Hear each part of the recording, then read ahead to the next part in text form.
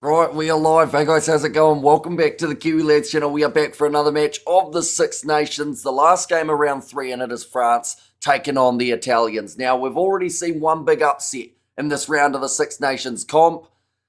This one would be an even bigger upset and actually the biggest of the whole competition, but the Italians, they are looking strong at the moment in this competition. The French, they are looking dominant, and if they get themselves a bonus point win here, it's going to be very hard for any other side to be able to catch them in this comp. But looking through, Scotland currently find themselves sitting in first after getting themselves the most recent win in round number 3 up against the Welsh. France, though, their points differential, plus 64. 10 points from their two games. They want to make it 15 here, but they have to really make sure that they don't get caught out by Italy. We did see last week Ireland were pushed by this Italian side.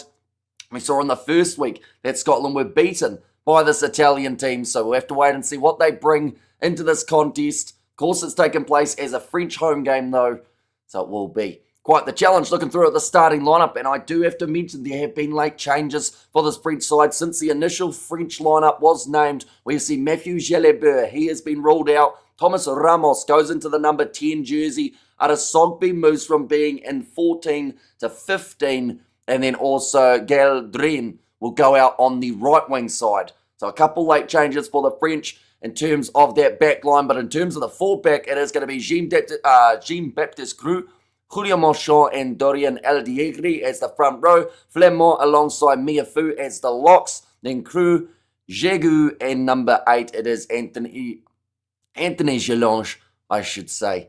Does close out the fullback. Antoine Dupont, he keeps his spot at 9 with Ramos slotting in at 10. Louis Biarray, he is out there on the left wing. Braubory in the midfield alongside Galeton. Now, Braubory in that 12 jersey actually did very nicely in the last contest for the French. Dren out on the right, and then Arasogby as at number 15. Looking through at the Italian starting lineup, Danilo Fischetti as the number 1, Nicotera 2, and Ferrari at 3. Nicolo Canoni alongside Zabonin in the locking duo. Mikel Lamaro, the captain, keeps his spot at 6. Manuel Zuliani and Lorenzo Canoni as the 8. Something that Italy have done pretty predominantly throughout the Six Nations competition is consistency in their starting lineup. They have made sure that that pack doesn't change a huge amount, and the same can actually be said about the backline. The only real change that we saw from the first week was the fact that Juan Inacio Brex was out. Now, he is still out. We see Manoncello go into that number 13 jersey rather than playing 12. Leonardo Marin moves from 15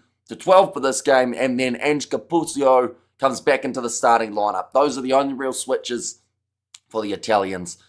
In the start, what happened to Jalibert? Just a general injury, I believe, is why he is out of this contest. But it is a bit of a hit to the French, don't get me wrong. He's been an absolutely insane talent throughout the Six Nations and throughout the last 12 months. So, late changes. I think it was about 19 hours ago that it was announced, which does give them a little bit of time to have been able to adjust. Ramos can be a very dangerous 10 as well. And that's the thing. I don't think it's going to hurt them hugely, but at the same time, not having Jalibert changes things a little bit, the way that this Le Bleu side may look to attack. In this game we have got there, where can I watch the under-20 Springbok game? No idea whatsoever, to be honest. I know that they're not showing it here in New Zealand. It might be on Super Sport, maybe. I also remember ages ago someone saying about it might be on like the Georgian Rugby Facebook page or something along those lines. And Italy to win it. And also, by the way, can you send a link to your Discord server? Maybe put it in your bio. Says Ethan. Is that a picture of Artie Savi as well as your profile picture? So you're going with the underdog in that case. I will mention all that the Discord server has at the moment is literally just links to each of the live streams that we are starting. But I'll find it somewhere. I don't really use it that much, unfortunately, which probably I should. But 1 second, we'll go like that. And go like that. I think that's the link. It might be it. It might not be. I'm not too sure. South Africa's playing India now. They certainly are. And we have got there. I hope the Italians give us the surprise of the weekend. And it would be a big surprise. And to be fair, to top the surprise of Ireland beating England, as well as the Brumbies beating the Crusaders for the first time in Christchurch in 26 years, Italy beating France, believe it or not, in some regards, it would be one of many big upsets we have had of this weekend. It looks like a great atmosphere already at the game. We're only about 10 minutes away. The underdog, Artie Savia, what's your thoughts on him? As in just as a player or in general? We have got there, how many points do France need to win? 1. 1 point would get them a win in this contest. I assume you're talking for the whole of the Six Nations. Last year, it was relatively close between the top 4 sides, but if France win all of their games, of course, they get the Grand Slam. If they lose one of their games, these bonus points that they've been receiving from their first matches would probably still be enough to be able to carry them over the line. What's the point of even having this match? We already know France won. That's what some people said about that England versus Ireland match. That's what some said about Wales versus Scotland. You just never know. Italy versus Scotland even. People say, why are the Italians in the Six Nations? That's luckily been something that's been shut down because everyone's realised how competitive this competition is. But at the end of the day, you still have to play rugby, don't you? You can't just go, oh, well, we're going to beat them so we won't show up. That's called a default. And that means that Italy will take the full points from this matchup. You can't get 1 point, though. So 2 is the answer, says Sebastian. Well, theoretically, they need to win by 1 point, not just get 1 point. But I see what you're trying to say, Seb. We have got there, don't think any team can win France, says Martin. Yeah, currently sitting 2 from 2 at the moment for the French. Scotland won, though, says Rugby Ready. They did. And you know what would have happened if they hadn't played? We wouldn't have seen them win. In Wales, they wouldn't have gone into play. So, I don't understand the logic in terms of saying, oh, well, they might as well just not play. We might as well go home. We'll go to sleep, seeing as it's 4 a.m. No point in the Six Nations. Good afternoon, Joe. Sebastian, you're dead right about Dupont. And we have got there, who will France play after this? The next game for the French, they have got the Scottish, but they have also got the bye week coming up for these two sides. Just looking now at the way that it sits, 14 days away from that Scotland versus France matchup, and then France play England in the final round. For the Italians, they have got the English and then also the Welsh as the last round of the Six Nations. And of course, in that last round, all 3 games take place on the same day, back to back to back. It is always a hectic one in mid-March. I think it's also the weekend of a Sevens event, if I'm not wrong. The first weekend of March, or the first kind of about the 8th of March, I think it is normally when we see the Sevens take place. And then the follow-up week of the Sevens is normally mid-March. So it could be a bit hectic on that day. And Italy have been playing some good rugby recently. They should have beaten Ireland. They were very close to getting past the Irish. And they did get past Scotland, something that not many people saw coming. So the side have come to play, and they've got new fancy leather jackets by the looks of it. I'm not sure.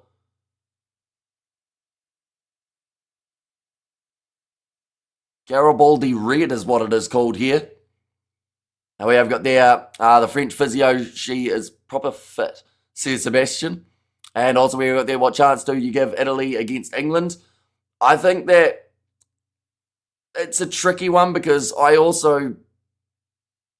think people are underestimating England a little bit. And of course they've lost their last 2 games, so it's very easy to go, they're now they're gonna lose all their games from here. But realistically, if England bounce back and be the side that they were on that 13-match winning streak, they probably will win relatively safely, even though that game has taken place, I believe, in Italy.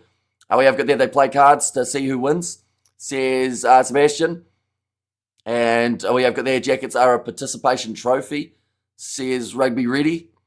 Jackets are a participation trophy. As in, both sides have the jackets on before the game. Have you taken something before this live stream, Rugby Ready? You just seem off. We have got there, hello there, Hamish, hello everyone, says Sebastian. And we have got there, so what happens if all 3 teams win the game in March? Then what happens? Depends on how the table sits. But theoretically, if all the favourites won in March for that mid-game, then France would win the Six Nations, because that would mean that they would have beaten England in that case. And I would like it if Italy wins this game. Don't get me wrong, I like the French as well, says Jan. Yeah, I feel like for the sake of the Six Nations, a lot of people want to see the underdog get themselves the victory here, just to make it that little bit closer as we head towards those final rounds, mean that those last few games do still fully mean something. But the great news is, because of how much of a win we saw for the Irish, it does theoretically mean that they are still well and truly in the running. We saw Scotland get themselves a close win up against the Welsh. I don't think they got a bonus point for that game, so that affects things just a little bit. But overall, Like, there's still a lot of potential for some sort of close finish here.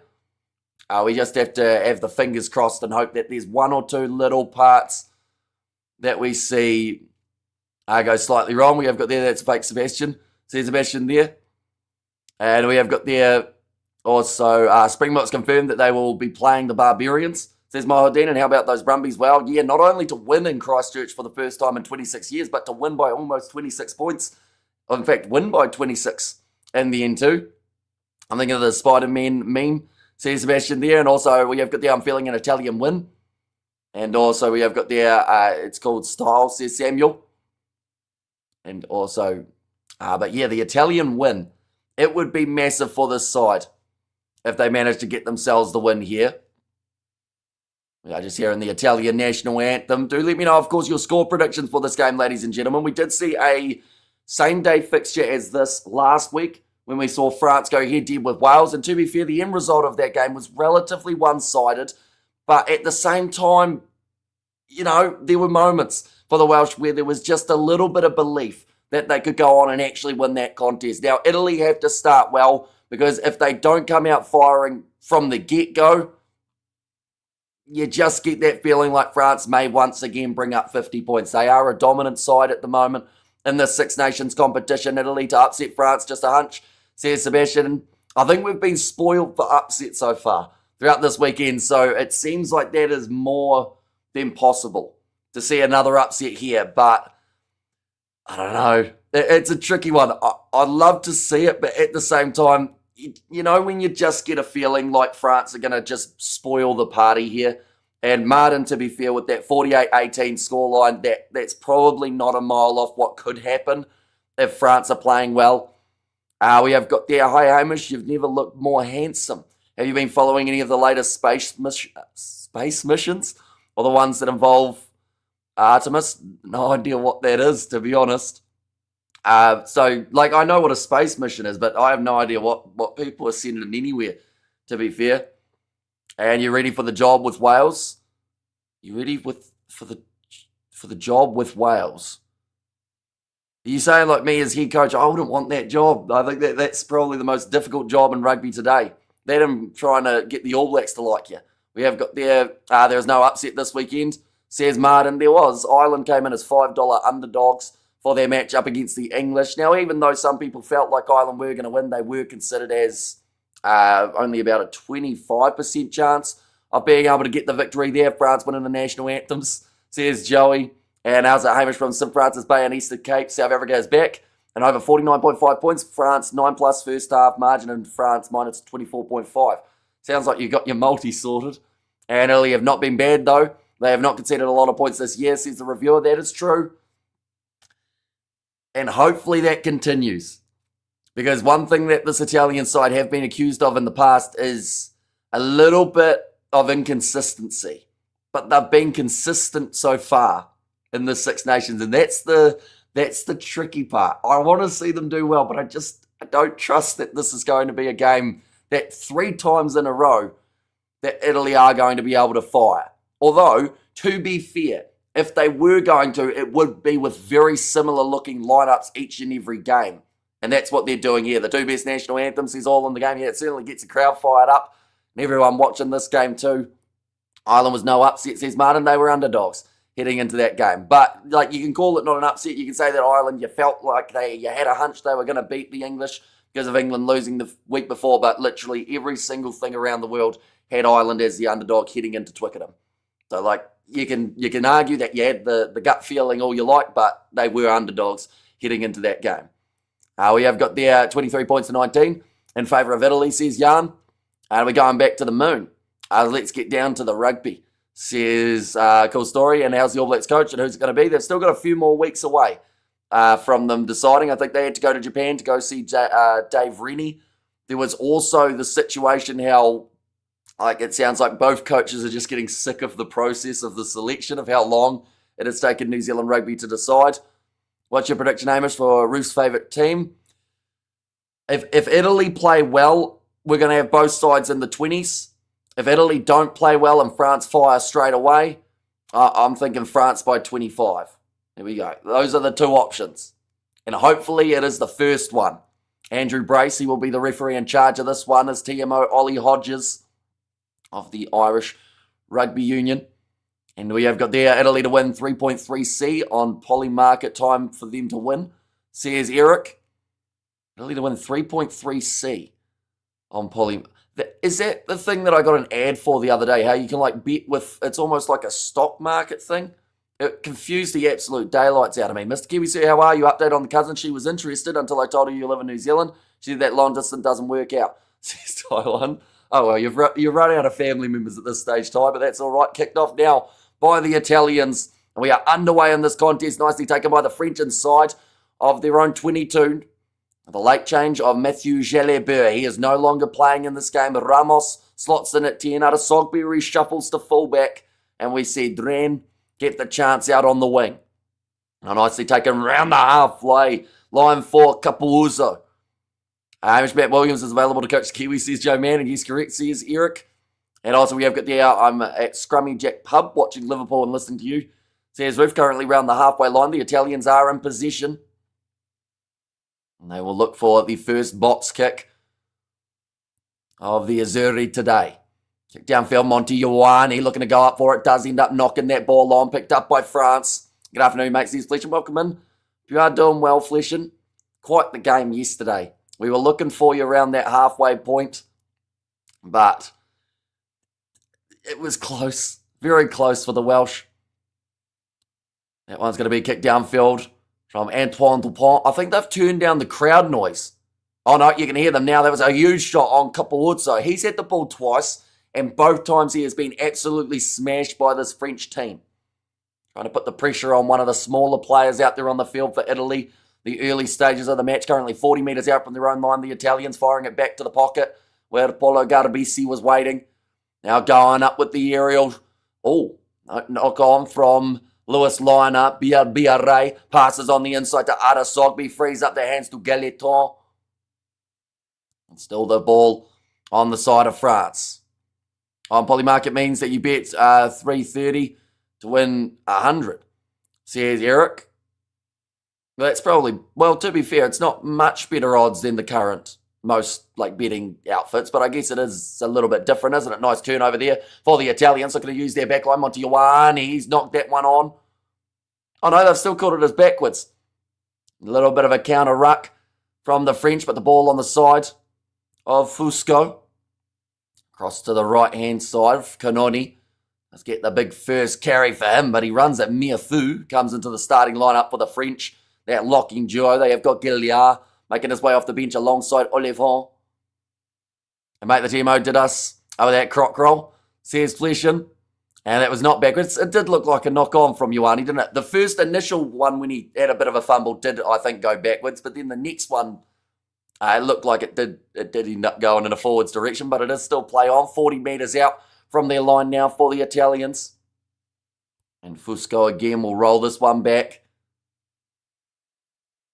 Yeah, it seems like they've got the crowd noise turned down. It's almost silent outside of when we do see, oh, nice break here for the French. Dupont kicks it in behind. Here comes Biarray. No one's going to catch him. Waits for the bounce of the ball. First try for France. 3 minutes into the contest, and that is brilliantly done by Biarray and the French. And an assist to Antoine Dupont in the process as well.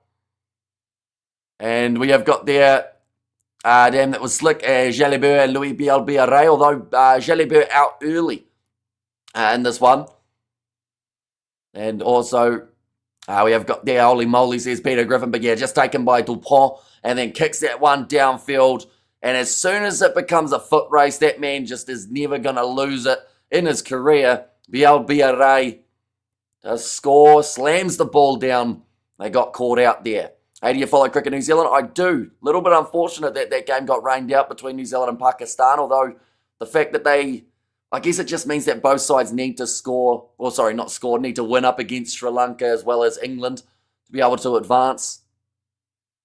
Now Ramos, off of the kicking tee, does get that one over, makes the score now 7-0 to the French. That is his 24th try in 25 test matches. Some strike rate, says Barry Powell, yeah. He's almost certain to score every single game at the moment, no matter where he is on the field. Just seems to do extremely well. Jalibert setting the game on fire right now. He is not playing. He's out injured. Ramos has come into 10 and Adesogbi's at 15. But that one was Antoine Dupont for the assist there. Allez la France, says Gunner. Oh, he's so fast, says Conscious Being. Now this one's going to be kicked off again by the Italians. Not the start to the match that they would have been after. Definitely after the amount of possession that they had early on in this one. Now running through it is Jagu. And only 22 years old. Yeah, by the end of his career, if he does avoid injuries and gets to play for France consistently, like he's got to have one of the biggest strike rates out of anyone in world rugby. By the time he reaches 100 caps, now trying to chip him behind. Bit of a handling error there from Italy. The ball goes into touch. He must be the fastest player at the moment, and France are extremely scary, says Peter Griffin. And Evening All, says Inquisitor. Welcome in. But nicely done by France yet again. Jagu got it pretty much off the kickoff and decided to try and just bundle through absolutely everyone. Carbisi, that was a little bit illegal from that man. He could see that Bielbiaré was going for the chip in behind and just pretty much grabbed him. Did anything he could to stop him. He made a couple Uzzo look slow. Yeah, and that's not easy to do because he's one of the quicker players around in world rugby as well. Dupont moving away to the right-hand side. Gelange moves it on now into the midfield. We see Brau Borri, who did have a very nice game last week for the French. Now, breakdown. Oh, it's close to the steal, and in fact, it will be for the Italians. Nicely done. And it's the sort of momentum shift that they did need here. And there, Italia, says Peter Griffin. And also, we have Kader Jalibert is playing well right now, says Power Bite. I assume you are trolling, right? And we have got the hat-trick magics by Jelly Beer. And come on, Italian, or come on, Italy. I don't hate you as much as the French, says Bruce.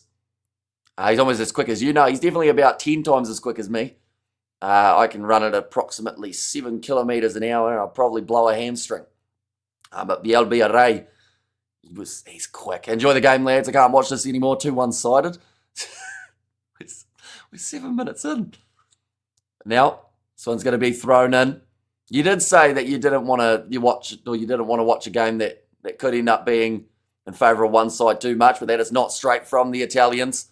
Whom are you supporting, says Epic. I wanted to see this one be close, but like I said, realistically, with how France are playing at the moment, winning by anything less than 25, I think would be a surprise. That's nothing at all against this Italian side. I think they put 25 on most teams, if not all, in the Six Nations at the moment, this French side with their current form. You might beat them in car, Hamish, says says Barry. And have a good week, says Rugby Ready. Same to you. Now it's going to be the scrum feed here for the French. And bite this, says JD. But now this is where we get to see the scrum in action for the first time throughout this match. Anyone else who is listening to the coverage, have you also got really quiet crowd noise? Or is it just a me thing? Maybe on Sky. Because it's almost too quiet and it's weird. It doesn't feel right, if that makes sense. My coverage here is very quiet crowd, yeah.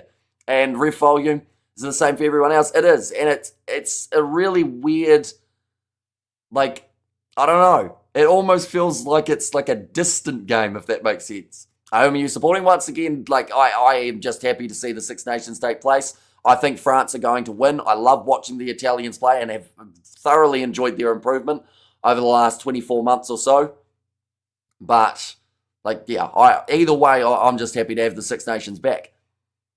Italy must keep the ball. I'm trolling. Similar to the whole Wales Super Chat emoji saga last summer, I think I was in just with less money involved, says Power Bite. And where are they playing? What stadium? So it is not the Stade de France for this one. I can't actually remember the stadium now. Now we've got the Stade de France in the background. I just like the look of the stadium, to be fair. It's going to be knocked on by Italy. Dupont now fires this one out to the right-hand side. Gailleton has got Ramos with him, shoveling it on more. Gailleton almost up the middle. And the tape is open, says Martin. It's Sunday games, they just don't work. Wales got hammered in the last one. All breaking the line here for the Italians. Looking for a 50-22, although about two of the French players will get back first. It is Adesogbi. So he's going to be DDT'd in that tackle attempt from, I think it was Leonardo Marin. And we were like 24-3. So 188 is a decent score, says JP. I can't fault Italy. So far yesterday, England were toothless, says 0. And on TV, it's loud enough. Maybe the channel you have has issues. Okay, so you've got the crowd and the ref on the TV. Which coverage is it? Wash out of curiosity. That one's going to be put into touch. And it's a decent clearing kick there. The commentators are nice and loud. They're the main thing that we can actually hear. And crowd is loud, says Powerbite. And too much sports on. Watching the Proteas at the moment versus India, says JP. Yeah, there's so much happening in the world of sport. And there's even more that happen just a little bit later on too. And we have got their coverage on the Irish TV. Okay, so I wonder whether or not they've got a different broadcaster. Because I know that we've got Sky Sport, although we do have the English commentators. By the sounds of it. Is Pollock still the best player in the world, says Darren Redden. He did pretty decently in that game up against the Irish. We actually had a decent breakdown of it on the Super Rugby live stream. Now, pretty much I said no matter how well he plays, no matter who they're playing, if they lose the game, it's his fault. Because people look to him as the one who's easy to hate. Actually, it's my first rugby match. I'm loving the sport, says Epic World. So who do you support as your... Whereabouts are you from, Epic World? Do let me know. Are either of these two sides your home nation? Going back now for the initial penalty. A little bit of a frustrating start for Italy, I would say. Six Nations, rugby and ice hockey. Both on at the moment, says all in the game. And also we have got the England were pathetic, says Joe Man. Yeah, it certainly wasn't their best game. But they'll bounce back. They have got Italy next. Although we have got the bye week, of course. No games of the Six Nations taking place next weekend. It is the weekend after that we do get to see the sides back in action. Currently 58% possession for France throughout the first 11.5 minutes of this contest. Dupont looks to feed the ball into the scrum. Oh, it's kind of come out the side almost, but it is into the hands now of the elusive 9. Going for a kick behind from Ramos. Looking for a 50-22. That looked out on the full. And in fact, it was... Man, I really hope Italy can break through to be a real contender like Argentina has, says JP. Yeah, see, even this far in the Six Nations for the Italians, I would say they have performed much better than people did anticipate. But at the same time, I feel like they've still got, like you said, that next gear that they can kind of find. Italy taking the piss, playing in red, says Fleshin. Yeah, they are channeling their inner Wales. I don't know whether sides want to do that at the moment. But... I think it's some sort of... It was a homage to a player of some sort. I think they had the red jackets before the game as well. I'm not sure whether or not the player is like an ex-player has passed away or anything like that, or whether it is literally just like a special thing that they've done for this game. I'm from India. I just watched my first rugby match a few weeks ago, and I like the sport. I'm quite new to rugby. Says Epic World. Well, straight away, Rugby Pass TV... I believe is available in India, and that would be a great way of you being able to watch a few other games as well. It is free here in New Zealand and pretty much everywhere around the world. But yeah, it is a great sport that if you have any questions, even if they seem silly, fire them through. A majority of the time, someone will be able to answer them if I don't. But yeah, I'd recommend just enjoying it. You know, it's a bit different to most sports around the place. There are a lot of rules to get used to early, but once you do, it's very enjoyable. We have got there, please do not announce the gold medal hockey score, waiting to watch it with a friend later, says Justin. Yeah, so hopefully everyone will be able to avoid any sort of spoilers there. Same if you can with the cricket between India and South Africa, just because I'm hoping to watch that one later, but then at the same time, it's very tricky to avoid any sort of spoilers, but hopefully we'll be able to. From the chat, nice offload, Guilherton takes that one in the middle of the field. Now Dupont has the option off to the right-hand side. Ramos, he's going to run it himself. Oh, he's dragged down just a couple metres short by the Italian defence. Dupont goes short side, over the top there. Big driving tackle on Dren. Didn't have much space to work with. South Africa made... okay, so that's the cricket anyway.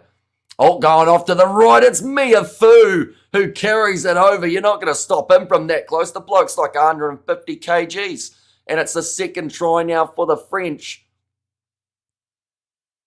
They're looking dangerous here in the early stages.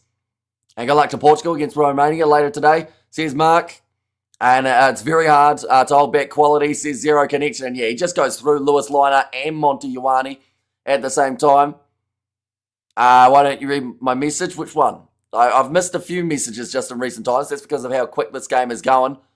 We have good there, brother. You want the score from the under-20s? The game hasn't happened yet, though, has it?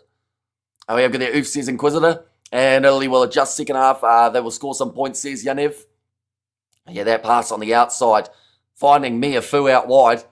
Like, that's a winger's worst nightmare, I can tell you that right now. Ignore the rules. That's the main point, unless the TMO keeps taking or talking in your ear, Crolls. And can Scotland do us a favour in 2 weeks? One's going to go away.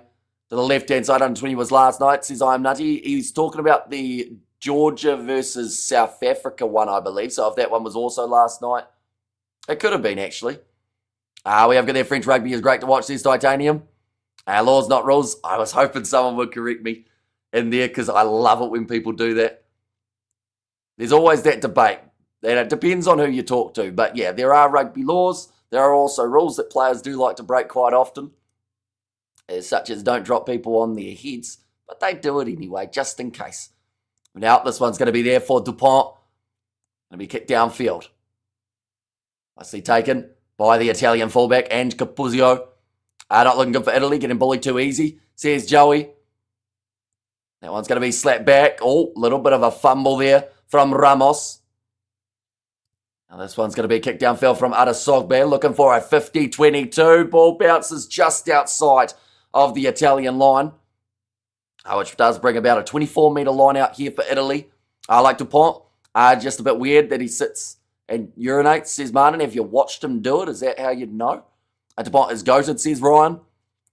And also, Petit France and Ireland have already played each other, although there is still a game around the corner taking place between France and England in the final round. Anyone know where Pasolo Tuolangi is? I thought he was supposed to be the next big thing in French rugby. Well, he's certainly big, I can tell you that. I think he's just been left out of the squad.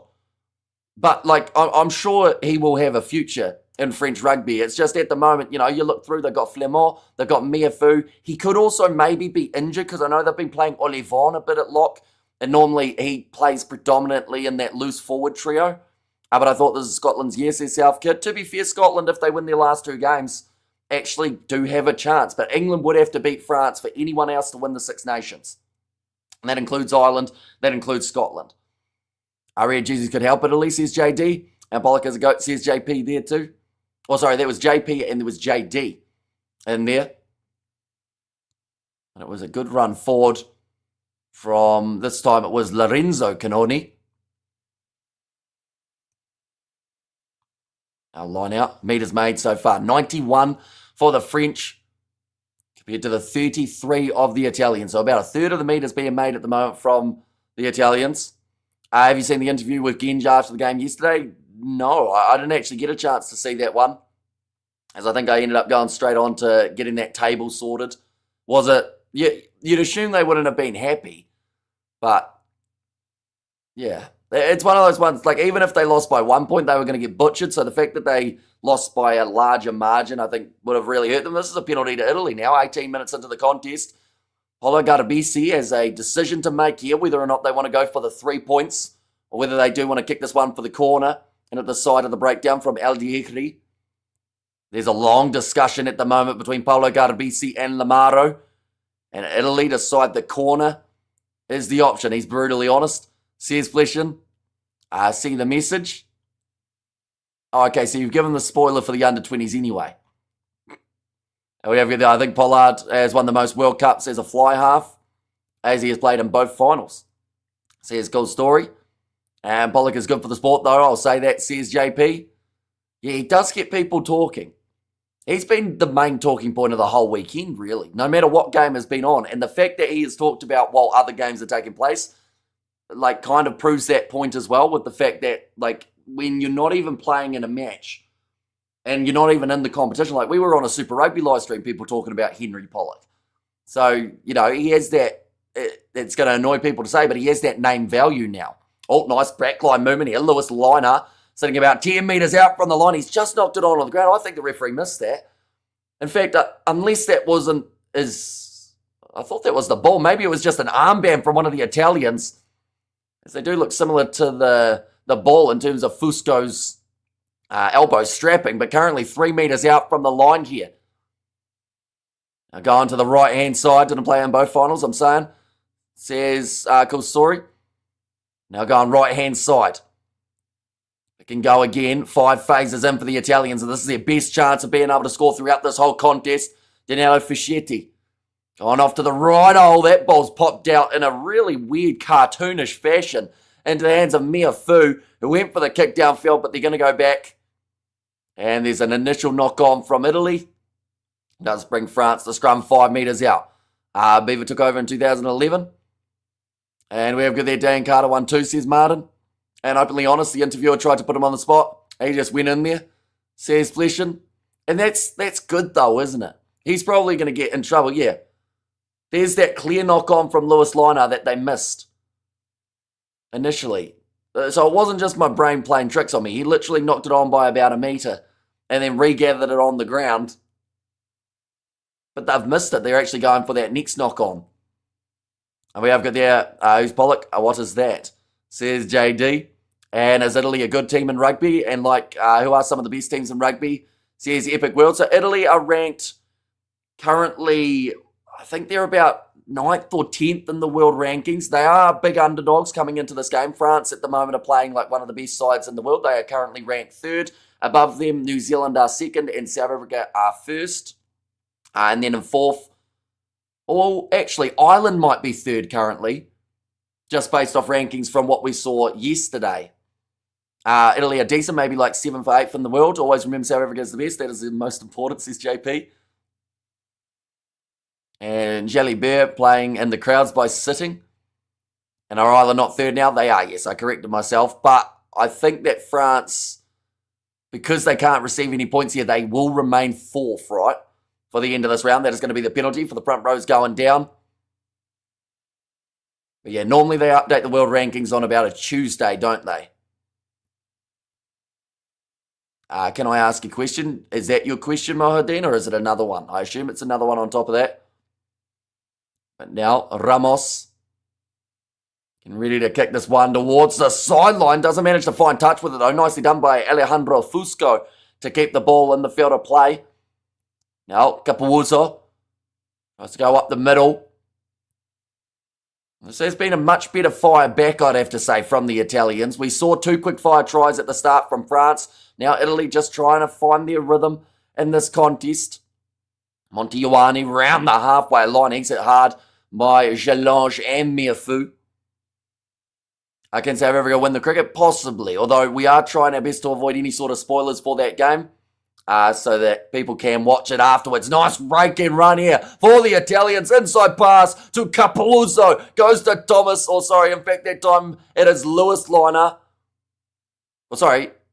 Lewis Liner 5 meters out from the line. Penalty awarded for the French, though. And it was an extra roll from Lewis Liner on the ground. The ref is robbing up Italy. Says Sebastian. Jalibert literally setting the stadium on fire. We have got there, always, I wish they showed some art though in cricket. Why are we talking about bugs, says Southkid. And is it possible for France to get ranked 2 by the end of the Six Nations, or is 3 the ceiling? I believe if they beat England, they can go to 3rd. But it's just in this game up against Italy, because of the rankings points separating these 2 teams, it means that they can't actually go up anything. Although Italy, if they won this game by 15 or more, or 16, they would actually, I think they can go up 3 rankings, up to 7th in the world. Even if they just win this game, I believe they go to 8th. So a lot of, I guess, promotion available here for the Italians if they can somehow win. That's going to be, what's happened here? A sack for the Rolling Maul, and then I think they broke off and tried to go again there, France. France looking like champs, says Naidu. And again, it's 5:30 here, but now it's PM, says Xander. You're currently sitting at 4:35 a.m. here in New Zealand. You can see the frustration from France after that Maul didn't quite work out the way they would have liked. Yeah, nice evening game on a Sunday or afternoonish for you guys up north. Is it me, or is Kapurza look slower? I think he looked slow when in the foot race with Bielbiaré. I know that he was left out of the lineup last week. Was that due to any sort of leg injury or was it just resting? Can this end it a draw? It could theoretically. It would take a little bit of effort from Italy to get into a position where the draw is on the cards. Get back here, Ruth. We need your presence, says Joe. And Jalibert, fantastic player. Said Ruth. There too. But the crowd, I think they are singing the national anthem. They may have actually just finished it. That might have been the last word of it. The crowd is still very quiet for us here on the Sky coverage. Scrum feed now for the Italians. 40 metres out from the French line. And thanks, Joe. I'm back like Terminator, says Ruth. Alejandro Fusco.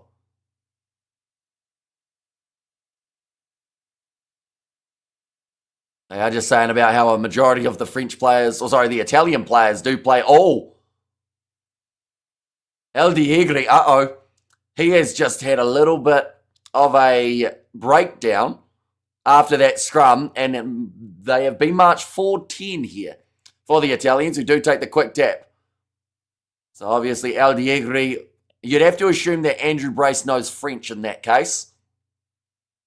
But now, Marine, 25 metres out from the line. Now for the Italians, Monty Ioane, situated in behind, running it sideways, but Antoine Dupont manages to make the tackle on him. A little bit of a counter-ruck there from Dupont, can't get the ball. Porto Garbisi goes off to Nicotera. 25 minutes in, still plenty of time.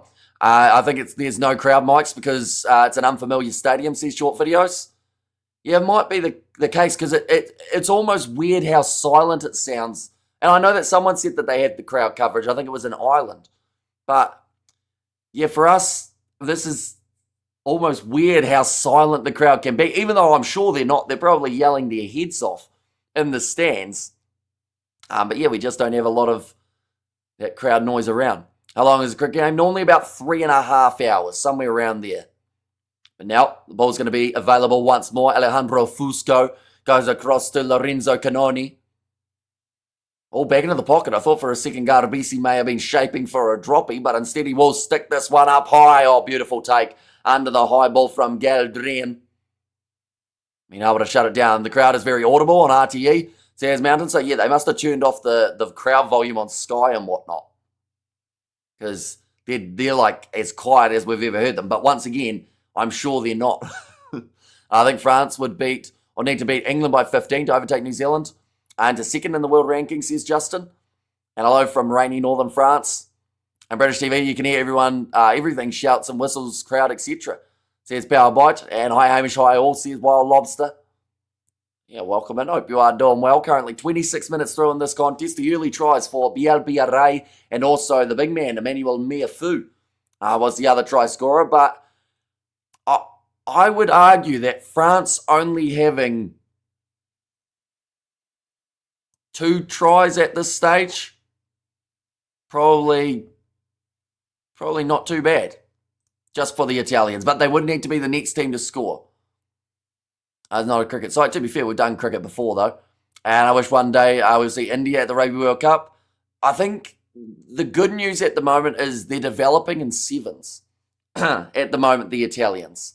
Oh, sorry, not the Italians, the Indians. Because they recently had it was the Rugby Premier League. And what that was a sevens competition taking place, similar to the IPL equivalent, but for sevens. And it did seem to be a relatively popular thing in India. The problem was they didn't really hugely promote it around the world. So a lot of people did miss that tournament, but they're going to be doing it annually, and hopefully that helps grow the game in India as well. A lot of possessions by the Italians. Yeah, they've actually had the ball quite a bit throughout the last, I'd say probably 15 minutes or so. It seems like they've had a lot of chance with the ball. Oh, and tell you what, that's a good run through the middle. Malincello just looking for the offload, couldn't quite get it away in the end, and France jumping in the breakdown, trying to get that steal instantly. Fusco lined up by Dupont. Oh, he's picked him up, and he's turned it into a rolling ball. That was brilliantly done by Dupont, but the ball comes out the back for the Italians. No, in fact, it pops into the hands of France. And that is, again, brilliant defence from this Le Bleu side from inside of their 22. Dupont clearing kick. They're just having to defend at the moment, the French, but they are finding ways of just getting those turnovers and almost just causing disruption in the way that the Italians are attacking. Hesitation from Italy, says JD. Yeah, it's just that next pass that they haven't quite been able to link up after the first initial tackle's made. Yeah, Dupont just turning it into that rolling maul of Fusco.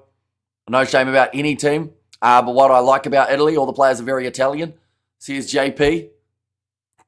I get what you're saying. 85% possession at the moment for the last 10 minutes from the Italians. But to have this much possession, and if they aren't able to score, that's going to very much hurt the confidence. They have gone for the kick downfield. Bielbiaray. It sits up for Gilleton. It's going to be a foot race, and I don't think he's going to lose it, or at least he shouldn't. Not with the ball on the inside to Ramos, who is dragged down, but he is over the line. And Thomas Ramos scores for France. That can be such a brutal play there.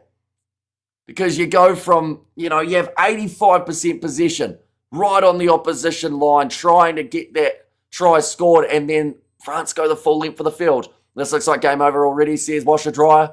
The wings are Australian, says Gumby. I'm from South Africa, working in India. I've met one person who knows what rugby is, says Toe. Although it's quite interesting, because for the RPL, they were talking about the fact that about 50% of the, provinces in India, they do have statistically rugby players. Or at least that was the one that they were pushing for the RPL narrative. So they said that there were actually multi-million, of fans in India. But it's just rugby's not well known to them on the world circuit. So I guess it probably depends on whereabouts you are in the regions, right? And boom, all that Italian possession for nothing. Says Joey, yep. And that is a sign of a good team here. And I know that it would possibly annoy people to say that about the French, because they are currently playing some of the best rugby around. But the fact that you can just defend and it doesn't at all affect your psyche, you just go, right, we'll just keep on defending now because we're going to get the chance at some stage, and then they go on and do that. France are super clinical. All that effort from Italy overturned in seconds. Yeah, where do you go from here if you're Italy? Because you've just thrown, I don't want to say their best at France, but they've thrown a lot of what they can do at this French team, and France had an answer every single step of the way. Oh, Montejoani almost knocked himself out there in the tackle. And rugby numbers are always wrong. Like in the USA, is 2 million rugby players, like 120k registered. Numbers are a joke. So here's Justin.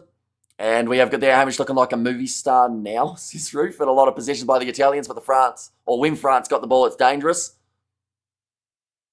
And also we have got there, rugby is a very masculine sport. Every player seems to be a bodybuilder. And it didn't always used to be the case. It's just in the modern rugby game, the players do have to be at the absolute peak fitness performance. The least athletic looking players on the field are the props, but then they still run extremely quickly. Like it's always awesome watching a prop in motion because they look like they shouldn't be able to travel, but they certainly do. Now a kick downfield from Italy. Oh, what a kick that is. Slap back. That is great work from France to keep the ball alive. Thought about the offload. And even just that, oh, tell you what, Ange Capuzzo jumps on the ball out the back of the scrum, or out the back of the ruck, sorry, and Ange Capuzzo does get the try. That was a sneaky little play from the Italians, and it's worked. So they have now realised counter-attack may be the way to go on this one rather than just attack in general. But it was the kick that just wouldn't quite find the touchline. And then from there, Theo Adesogbi, it looked like initially they had done quite nicely, but then the ball just comes out the back. Oh, they might have to make sure that Capozzo did actually control that ball. Yeah, he rolls forward and gets over the try line for Italy. And no one's home for France, and Italy should have known what to expect before the game started. It's not going to be easy beating France. And come on, Italy, says all in the game. Great play by Italy, sloppy from France. I hope maybe yet. Maybe. Oh, not quite the cleanest strike there from Paulo Garbisi, but that is all right. Still makes the score now 19 points to 5 between these two sides. I've said here that Italy probably did deserve something from this first half. And they do have it now. Sri Lanka is good at rugby. I saw they played All Blacks last year. Yeah, it was the under 85 kg All Blacks, wasn't it? And looking at this, I wouldn't be surprised if Italy choke on the pizza and the frog legs. Says Crushed English.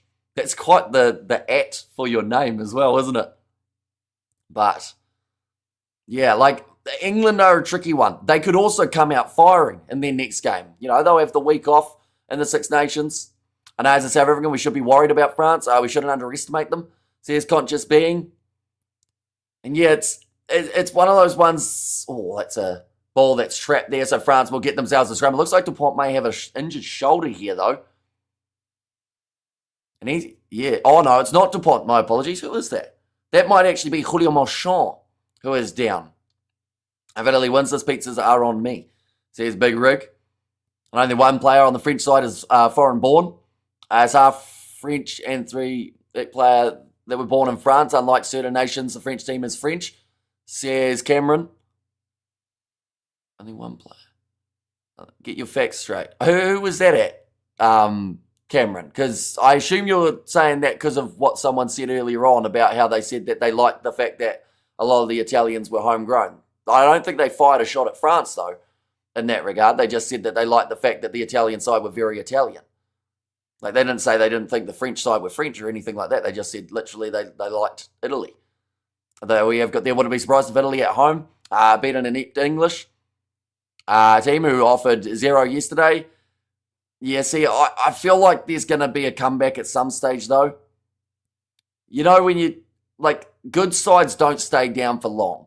And as much as people don't like people saying it, because I get it, England's an easy side to hate, but England are a good team. And they will bounce back at some point. And I'd assume it's going to be their next game. Because they'll go to the drawing board, they'll look at what they've done wrong their last 2 games, and they'll go, we're not doing that again. Catching the ball would help. Now, Dupont going to fire this one in. Going away to the left-hand side, Ramos. The pass across to Gailleton.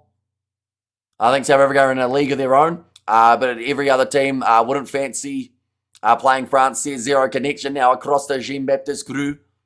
They were called Eddie, says Samuel. Now Dupont, ball's there. Told to play on. Offloads to Mia Fu. He wanted to break away again, the big man. Now Dupont, short ball. Going to Jagu. And we will call 99. Says Sebastian. Now Dupont, back across to Allegri. He's driven backwards by the Italian defence. Bro, you're looking like Finn Allen, says Abdullah. I'll take it. I wish I could bat like Finn Allen. Because sadly for me, I'm scoring single figures rather than triple. Now, Rue moves a bit closer. Off to Miafu. Normally when they're this close to the line, someone like a Jalange is one of the first players to stick his hand up. It's gone through the hands of Gailleton. Cleaned up by Adesogbe at the back. Look at France now, says Gunner. And also, we need an audio book of Kiwi lads pronouncing all the French player names. Oh, that one's going to be loose, and I think Canone's ended up with this ball. Now, Italy, they will be able to try and clear their lines from inside of their 22. Doesn't look like they're going for a kick here, though. Deciding to try and run it. That is very risky to do. Watch the stream on a Mexican channel. Says, I am Nutty. I'm listening from Cuba. We used to have the Che Guevara. I always mispronounce that, unfortunately. Che was an enthusiastic rugby player, flanker. So watch it from Cuba. Do they still have any sort of setup in Cuba for rugby at the moment? Because I know that they've got the 3 divisions now. Oh, that's a loose ball. Picked up by Polo Garbisi. Looking for the kick in behind. It's going to be pulling up just inside of the in-goal area for France, forcing down for Bielbiare. Shocking pass, says Joey. I don't think the box would beat this team with 14 men, says Daryl. And what is the Mexican channel? Played rugby in Venezuela.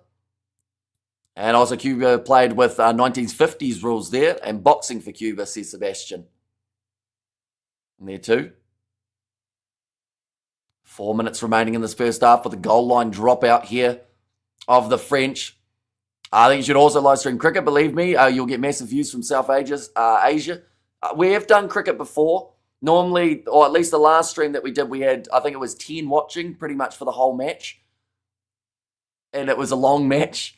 But it's just been more so copyright is a lot more strict when it comes to cricket. It's just the sad reality of, like, we've been copyright struck more times for cricket than rugby, and we've done over 1,000 rugby live streams, whereas only about 100 cricket live streams.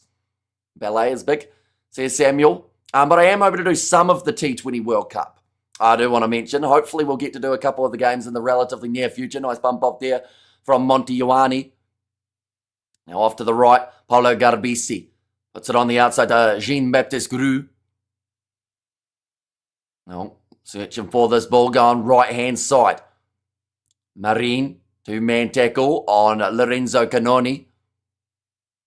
Told to use it once more. Only 3 minutes left. It is now the other Canoni brother in Nicolo. 7 phases in for the Italians. That's a forward pass from Garbisi. And they'll go back now for the scrum. Turning down Indian food is a horrible premise, says JP. We're now scrum feed and Neti. Now that is a typical French name. And also Rue's off. Yeah, it looks like they are going to be making that change now. Did actually just fall not too long ago. I wonder what that is that's brought on just this change of Jean-Baptiste Grue. Maybe the last scrum. But then the last scrum, I think it was Aldiegri who got his side in a little bit of trouble. Getting strikes for talking about games. Yep, we've had multiple on the channel. But all have been false copyright strikes, but you can't do anything about it until you get it all sorted out. So normally, you've got all that downtime where you have to keep on messaging and emailing companies and broadcasters trying to go, look, we're not actually showing absolutely anything. I once did get told, though, by a rugby organisation, I won't say which one because I feel like it's not that relevant, but I did get told that they were going to have to check to make sure that me talking about the game wasn't breaking copyright infringement. They were going to go to the higher-ups to make sure that me just saying what was happening in the game wasn't illegal. And Shea was Argentinian, says Gwyn there. But now ready for the scrum. 2 minutes now remaining. ITV in the UK, says Abdullah, and where can I watch this match live? So yeah, ITV would be your best bet. That's a penalty now to the Italians. And tell you what, there was a huge celebration from Mikel Lamaro. I feel like he's trying to fire up his side here. It's quite interesting. When Henry Pollock does it, he gets absolutely brutalised for celebrating a scrum. Same with Ben Earl, but when Lamaro does it, it's a sign of passion for the Italian side. 90 seconds remaining in this first half. They have a big decision to make now. Again, a journalist permit says, I am nutty. You don't, that wouldn't make any difference, though, if you have got, there's still copyrighted games. You wouldn't be allowed to show copyrighted footage, even if you have a journalist permit. You'd be allowed to maybe do press conferences and whatnot, but you wouldn't be able to show the matches because it's still illegal. Sounds like a scare tactic to me, says Big Rig. Please tell me that rugby organisation is USA Rugby. It wasn't. I did once get a copyright claim, though, from, it was US and Canadian cricket. And they copyrighted my voice. Now that one's going to go over. Nice kick there. So there's a random live stream on the channel from way back in the day that was cricket related. That has a copyright claim. I didn't even appeal it. I couldn't be bothered. But yeah, there's one random live stream that Canadian and USA cricket own on the channel because of my voice. Last stand, last stop, says Ruth. We've got this. So what about radio coverage? Says I am nutty. As in, how do they do it? They don't show things because it's on the radio. They can do the audio if you've got the broadcasting or the journalist type of situation, but they don't show it. Copyrighted your voice, says Justin. Yeah. So my voice is owned by Canadian USA cricket. Fun fact. Canada can't win this game with 3-pointers. Italy can't win this game with 3-pointers. The lads are scared. Yeah, they do take that additional 3, making it a little bit closer, but I would have liked to see them go aggressive. Italy not taking advantage of getting the few chances. And French, let's go, says Ruth. Now the scrum feed. And this is going to be brutal here for Italy. If they take the 3 points, and then from there, if France score now, just before the halftime break, which they have a very good chance to do, because currently they find themselves 25 metres out from the Italian line. Wonder why Canadian rugby went down. So what, if you put on a different voice, is that then okay? I guess it would be, maybe. But no, I didn't really ask them. Oh, loop it around here. Chance out wide. Brian does get close. He's going to be driven out. Great defence from the Italians. They will stop the try-scoring potential, and that is going to be now half-time. 19 points to 8 in favour of the French. Waterloo is in Belgium. Vindaloo is pretty spicy, and Hamish's voice is now being copyrighted. And come on, Italy. They show more grit than the English. But yeah, Drayon almost going in the corner, but Biel Biarray was the 3rd minute of this contest that got them in the right direction already for the French. Then from there, though, only scoring 2 more tries with Ramos, as well as the try from Miafu. I do the stream with a helium balloon to get your voice back, says Inquisitor. You see, it was only that one stream, and every other cricket stream apart from that we were fine on. So I'm not sure who was in charge of the copyright claiming just for that one. I don't know if I said a sentence that was similar to what they had on like a broadcast somewhere around the world. But yeah, I don't know. Too much mistakes. Yeah, and I think that for the Italians, with the fact that they had so much time in possession, they might be a little bit disappointed with 8 points, but at the same time, not many sides would be this close with France in France. Get in the balloons, Hamish.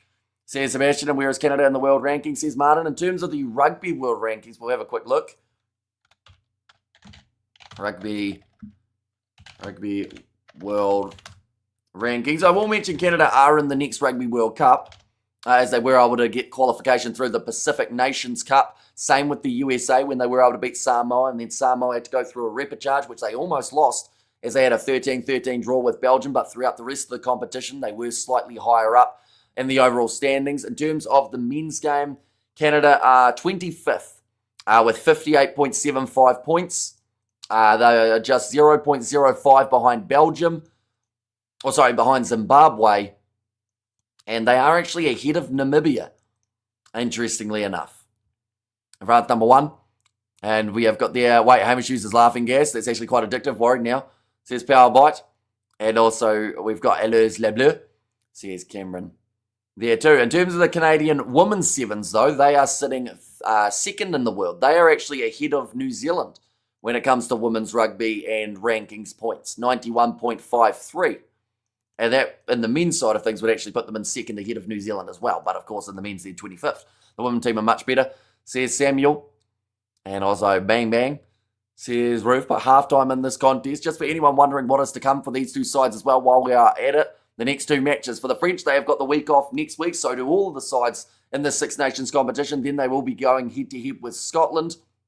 That's a nice early 3:10 a.m. game for us here in Kiwi land. And then that Sunday late game. That is the last of the final round in the Six Nations. By then we will know exactly what either of those sides do have to do to somehow win the Six Nations, although at the moment it seems more likely for one of those two sides rather than the other. Italy will be playing England next, and then they have got the Welsh in the final round. So the first game will be Ireland versus Scotland for that final round, then Wales versus Italy, then France versus England to close it out. This is the way that the table sits currently. If we were basing this game in terms of the points, France would move up to first on 14, Scotland would remain in second on 11, and the Italians would stay in 5th on the 5 points. But Wales now have 1 point, which is much better than they had going into that game up against the Scottish. Their points differential, it didn't take a huge hit either, sitting at the minus 86 from their first 3 games. We have got there that Italian try was farcical. Says Alistair, yeah, big mistake. That ball just didn't want to go into touch, did it? It just kept on going just in from the sideline. And I actually thought that Ramos and Adesogbi for a start did quite well in terms of keeping that ball alive. But then just the popping out at the back of the breakdown, Capozio diving on it, which sometimes does get ruled as a penalty if you don't pick it up cleanly. But in this case, he did roll over and then scored the try for the Italians. Didn't know there are men in Canada, says Anthony. And also he doesn't, but he should. Not only would it be hilarious, but Canadian cricket would steal, or wouldn't steal his voice again, says Inquisitor. France are doing some blunders, says Alistair. Yeah, and the thing is, to have 19 points in a half where you haven't been flash is thoroughly impressive from this French team. You know, they defended for a good 12 minutes and then scored within 30 seconds when they finally got the chance. Then outside of that, though, I think France would actually be quite disappointed with that first half, believe it or not. The scoreboard looking all right, 19 points to 8, but they have had, like you said, quite a few errors along the way. We're the Aussies 50th, says Sebastian. So for the men, they are 7th. For the women, Australia 7th as well. So the most consistent side across men's and women's, although Ireland are also both 5th. I think that's the only time that happens. I'm just looking further down. Spain are almost the same in the men's and the women's, but not quite.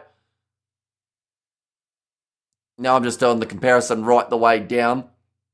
I'm up to down with Madagascar and Germany, so no, I think that's the only time that it occurs, is with Ireland in 5th. Although Ireland have now moved in the men, so I guess now it's the only time as Australia.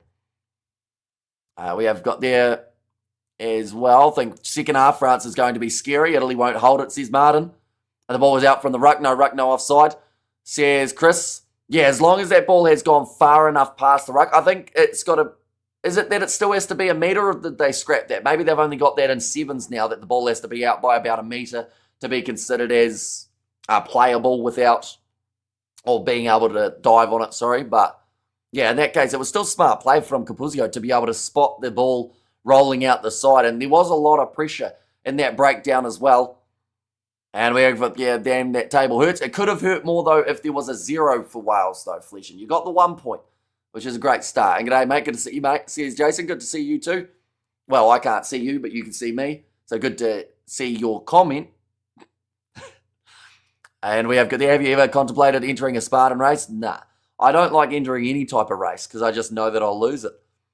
Just because I'm not very quick off the mark. New Zealand were beaten easily by England in November, lol. Says wash or dry. They were. And that's one game that I had to keep on reminding people about.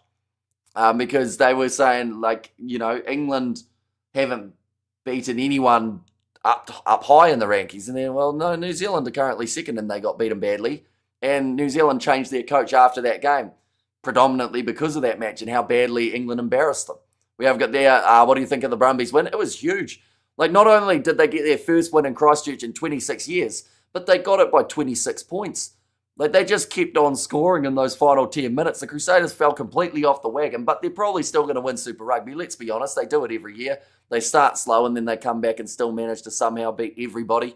We are going there, France, better start playing seriously. Avoid unnecessary rucks, says Young. And Bonk going to smash it, says Ruth. And there too. And also, only team the Northern teams can beat is Australia, says Martin.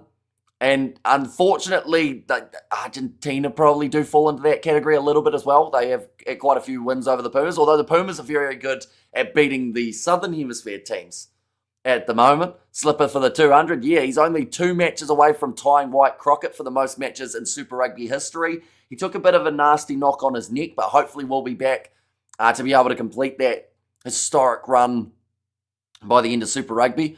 I just need 23 more points. France to win by 26, says Reeves. And also, we have got, I may be outdated, but losing a maul from the kick shouldn't be a turnover if it's a restart kick. It was a thing for a while, wasn't it? How you couldn't get a maul off of a kickoff. But then I think they scrapped that. I think they scrapped it in sevens as well, and in the Union game. It only hung around for maybe a year or so, and then they went, no, we'll go back to normal. But yeah, there was a stage where that would have been, it's normally if you get held up in a maul off a kickoff, it's the team who got the ball their possession. But in this case, it becomes the other side now. And yes, and they have the Chiefs and then the Blues away. Tough games for the Satyrs this game. They had to win at home, says Kahu. And what happened to the Crusaders? Brumbies galloped over them. Yeah, the Brumbies just looked good out there on the field. And they just kept, like I said, they kept on scoring throughout that second half. But, yeah, it was certainly eventful. It was interesting, though, because straight after that live stream, I actually went out to, like, a family birthday dinner. It was taking place about 15 minutes away, so I ended that stream, went there, and a couple of the people there were Crusader supporters, and they knew the result. They didn't look happy at their dinner, unfortunately.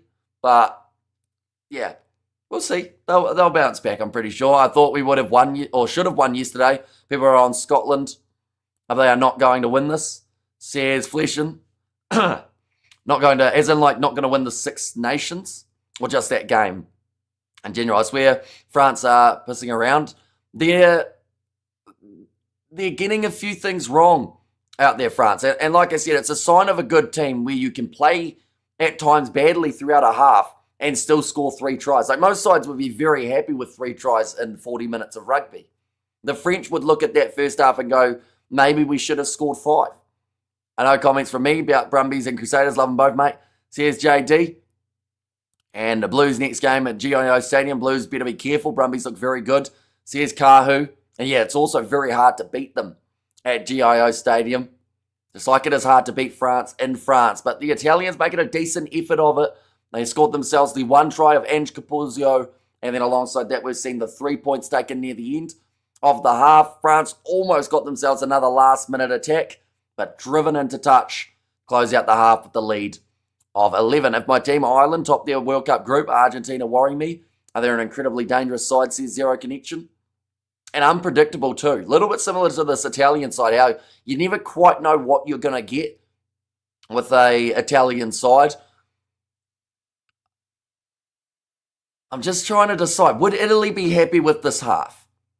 Because I think there are parts of it that they would say yes, with the fact that they are only down by 11. But at the same time, when they had 10 minutes of possession and didn't end up scoring, like, is that maybe a part that they say, no, we would have liked to be a little bit more clinical? Surely, like, there are still some things, though, that they'd be happy with.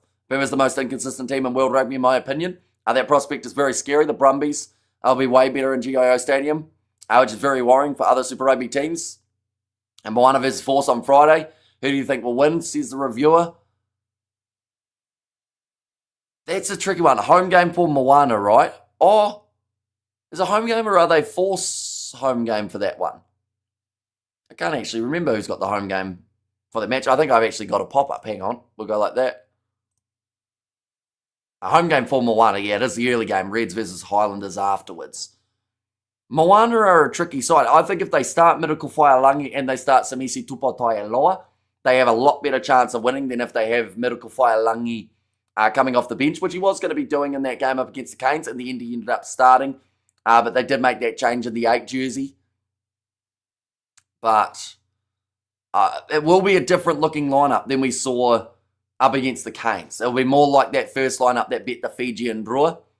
So I'd say Moana will have a decent chance. But at the same time, they're probably another side that are a little bit inconsistent. And if Italy is satisfied with losing by 11 at halftime, they need to look into a new line of work, says Big Rig. Well, I don't think so. Not so much satisfied, but just happy enough with like the amount of chances that they had in that first half. Because we've got to remember, we've seen sides up against France in recent times who have looked a lot worse than 8 points in a first half of rugby. And, you know, is it the case of they're still close enough that they can come back and win this now? Whereas if they were down 19-0, for instance, they might not feel they have any sort of chance. We have got there, do you think the Chiefs will win against the Satyrs in Hamilton? Blues versus Brumbies, what's your pick, says Kahu? Chiefs versus Satyrs. I think the Chiefs will win that, but at the same time, it wouldn't surprise me if the Crusaders bounce back and end up taking them down. Blues versus Brumbies, it's hard to win at GIO. France are like top 3 in the world. Italy should be happy with their performance so far, says Inquisitor. And just tuned in, how good is this game? It looked like it was going to be one-sided at the start of the contest, but then from there, it's kind of brought itself back to being that little bit closer. France, some would argue, haven't found their third gear yet, though. So for Italy, their best bet of being able to win this is to hope that France don't find that next level. And they'll have to rely on a little bit of luck and a little bit of a handy bounce of the ball, I'd say. I don't think Argentina is as inconsistent as people believe they are. If that is so, then so would England and Scotland, who are just as inconsistent as England is, says Crom. Yeah, I think they've got more consistent recently, Argentina. I think that the July internationals this year were the ones that hurt them a bit. The fact that they lost 2 games at home to an English developmental side.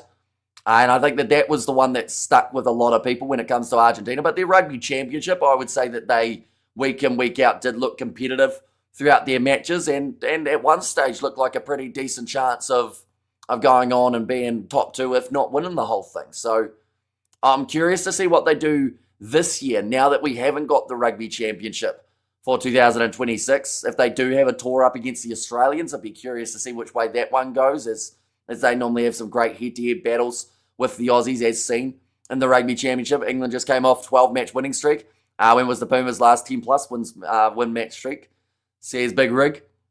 And pretty good games. Super Rugby next week, to be honest. Says Kahu, but this one kicked off now for the second half. Ramos gets us underway. He did score himself a try in the first half, replacing Jalabert about 19 hours ago in the lineup.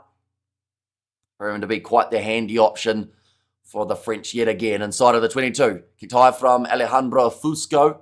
And what a weekend damage, says Ruth. And one stays in the field of play. Oh, Adesogbe got the bounce of the ball wrong there. It actually goes straight over his head.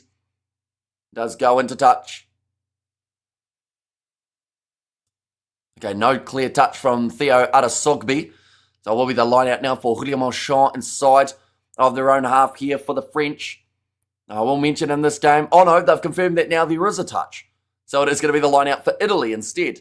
Home crowd fans in disbelief, says JD. The 6-2 split in this case for the French yet again. Argentina is more dangerous as any Northern Hemisphere team, says Martin. And now getting ready to throw this ball in.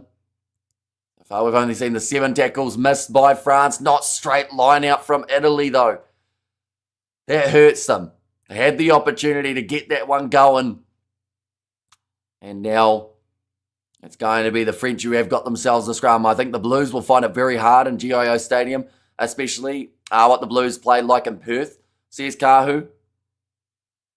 Yeah, see, the Blues, they had some good moments, but at the same time, they did have a few shaky ones too. Getting 32 scored against them by the Force probably wasn't their proudest defensive effort. France by 30. Once the bench comes on, says Claus. And Pumas can beat the Box and then turn around and lose to England 5 times, says Big Rig. Now scrum fair for Dupont. About 42 out from their own line for the French. There are so many attacking threats in this side. Netty is in the front row now rather than Jean-Baptiste Grue. We saw that change made right at the end of the first half. Plenty of reinforcements still to come for both of these sides. England played easy team. I think New Zealand meant the same thing, says Martin. We have got there Nolly Vesserman, the worst commentator I've ever heard. I haven't even heard that name. And the scrum is worrying, says Kahu. Yeah, collapsing the scrum there and the penalty awarded to the Italians. So I don't think Aldiegri will be too far off getting subbed off here. Because it was interesting that they went with Jean-Baptiste Grue as the man getting taken off, even though the scrum penalties were going against Aldiegri. And Wales is consistently bad, says Big Rig. And they beat France though, says Big Rig. And it's the weakest Wales has been in my lifetime. It's sad to see, says Big Rig. Now line out throw here for the Italians. So they have opted away from the 3-pointers now at the early stages of the second half. We need to throw this one in for Giacomo Nicotera. Does now throw it. Ball stolen by France at line out time. Dupont of his left boot. Kicks this one downfield. It's a very good kick. Gets a big amount of distance on it for Dupont. Now Monty Ioane goes across. Finds Capuzzo. He's got a lot of Frenchmen around him and a steal in the breakdown. Almost for Gelange. And Scotland is the most inconsistent team ever. And beat France by luck, says Martin. And that said, their under-20 team looks better than their main team, which is simultaneously sad and promising, says Big Rig. Now kicking downfield, Italy. Going up for it was Monty Ioane. Knocked back by Adesogbe, but then knocked on by Gelange. Well, they'll go back for the initial knock on, though. And Italy have the scrum. France by 18, see world champs twice. Still 36 minutes remaining. The crowd are not happy about it. I think Dupont was just asking the question of whether or not there was a potential knock-on from the Italians. By the sounds of it, the ruling was a knock-back from the Italians. But the most inconsistent team is France. In terms of my lifetime, says Cool Story Sharks. And also we have got French by 35, says Ruth. What was my original score? I said either both sides in the 20s, narrow victory for the French if Italy play well. What was I think I said France by 25, right? Was the one that I thought might happen, though. But now, scrum feed. This could be handy for Italy. We have seen them win multiple scrum penalties throughout this contest already. Oh, this one goes down again for France, and a third Italian scrum penalty. Oh, no, my apologies. Penalty goes the way of France. It's actually been ruled on the far side by the touch judge. They've ruled it as collapsing by the French. It actually looked like France were the one that went down there. Yes, Andrew Brace says it was the touch judge on this near side who gave the penalty. He was about probably 40 metres away from it.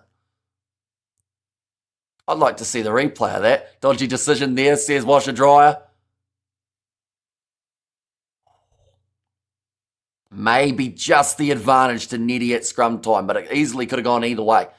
Narrow victory for the French. Hamish, you're not eating the mushrooms growing in the garden again, are you, says Big Rig? I said narrow victory to France if the Italians came to play. If not, I said France by 25. So I kind of covered my ass. This is about all I'd say there. Now, short ball, that looked forward from Ramos, and in fact, it has been ruled as such. So will be the scrum feed now for the Italians. I predicted 40 points to 14 earlier, says Inquisitor. What is promising for Wales is their under-20s. We saw that with Italy a few years back, and now they are benefiting, says Pitstop. And 28-18 to France, says Crom is his prediction. And France are going to crank it up now. Ramos has the most points of the Six Nations competition with 34. Scotland and Murrayfield in 2 weeks. Interesting. Hard to say Scotland's so frustrating, says Kahu. Yeah, see, the French, I'd assume they'll chuck their best lineup out there too, knowing that is a game that could win or lose in the Six Nations comp. I'm curious to know what the injury extent is for Jalibert, though, as to why he was left out of this side, and whether or not he is going to be back in the near future. This ball's going to be fed in by the Italians. 25 from their own line, middle of the field. And they've had a few scrum penalties in their favour. They also had the last one against them, though, for Sebastian Netty. Oh, sorry, not Sebastian. Rodrigue, I think it is. Now, kick downfield. Oh, kick from Fusco, nicely done. That ball bouncing awkwardly for Ada Sogby, who is now under a lot of pressure from the Italian fullback Capuzzo. Ball's there again. Little bit of a counter-ruck from the Italians in an effort to get the steal. That was Flamand. I don't think I've mentioned Flamand throughout this whole game. Now Dupont with the fend. He's got Biel on his outside. Now gets it away to him. The quick break from France. Ada Sogby receives the early pass from Biel. Now Ramos moving away to the right-hand side. Here comes Jagu. He's got 2 men outside him. Ball could be stolen, and great work from Italy. Just isolated there. And scrapey stuff here, says Joey Mills. And it's well done for the steal there. Ramos, he looks frustrated about that one, as they kind of shot themselves in the foot there, France, with how isolated Jagu was. Look at South Africa junior rugby teams and the school teams. Says Martin. Are you saying like that they are correct in Wales's under-20 system then, Martin? I assume that's what you're saying, because you are saying that they're strong, so they will then be strong in the future. Remember, drop a like on the stream, guys, says Inquisitor. And great commentary, Mr. Hamish. Please subscribe, leave a like. Thanks, folks, says JD. Yeah, anyone who hasn't already, be sure to hit subscribe. I always forget to say that, but be sure to do it. Did the Brumbies just prove they can win anywhere in Super Rugby? Probably not. Like, don't get me wrong, first win in 26 years at a stadium is a massive achievement, but it's round 2. Like, they need a couple more wins away from home, I would say, before they can feel hugely confident about winning everywhere. Italy needs to score now. Yeah, if Italy can get the next try in this game, they are well and truly in this matchup. It's not easy to tell who was the most hairy team because of shaving technology, says Cool Story. Yeah, I don't think they also have statistics on that. My money would be on Georgia, though, because those guys are just like well and truly men all the way through. Like, the under 20 side looked like grown men. So I'd say that that'd be a safe bet. And if that was somehow a type of thing that they have. And now, Looks like it's going to be another scrum reset. Italy need the try. And the thing is, converted try here gets them up to 15, only down by 4. And I think to win this, Italy need France to get a couple of rare cards. Dupont needs a clothesline, or needs to clothesline a dude. Says Big Rig. Yeah, and I don't think he'll be too keen on hitting the clothesline. Definitely because if he did, anyone who gets a red card now, theoretically, they would almost be out for the rest of the Six Nations, wouldn't they? So I don't think you'd be a popular man with Fabien Galtier. Isn't it crazy to think that they don't even have Pinot and they are still doing what they've done in the Six Nations thus far? He was probably the big surprise. The exclusion from that Six Nations squad. Come on, Italy, says Sebastian. And now 30 minutes remaining. The scrums have been very shaky in this second half. It looks like Andrew Brace is just trying to take a little bit of control. I'm surprised that they haven't gone to Colum off the bench for France rather than El Diegre. Most tackles made in this contest currently sits with Giroud, who has made 10. Niccolò Canoni, the most for the Italians, he's made 6. Right, scrum coming down now. Andrew Brace trying to shuffle them along. Italy needs a bonus point so they can finish middle in the table and edge both England and Wales, says Crom. Yeah, I'd say bare minimum from this game for Italy. Like, they would love a bonus point. They need 3 more tries to get themselves 2 bonus points. Although, to be fair, if they score 3 more tries, they probably have a great chance going on to win this game. Dupont goes off now to Ramos, moving it away to the left-hand side. Sogby was ready for it on the outside. The Albiere was in support. Lewis Liner tried to get in that breakdown once more, but France are doing well protecting that ball when they aren't isolated. Jelange tackled around halfway. And Italy, oh no, I read that one, didn't I? And Georgia Rugby is doing very good. Says Martin, that one's going to be put into touch.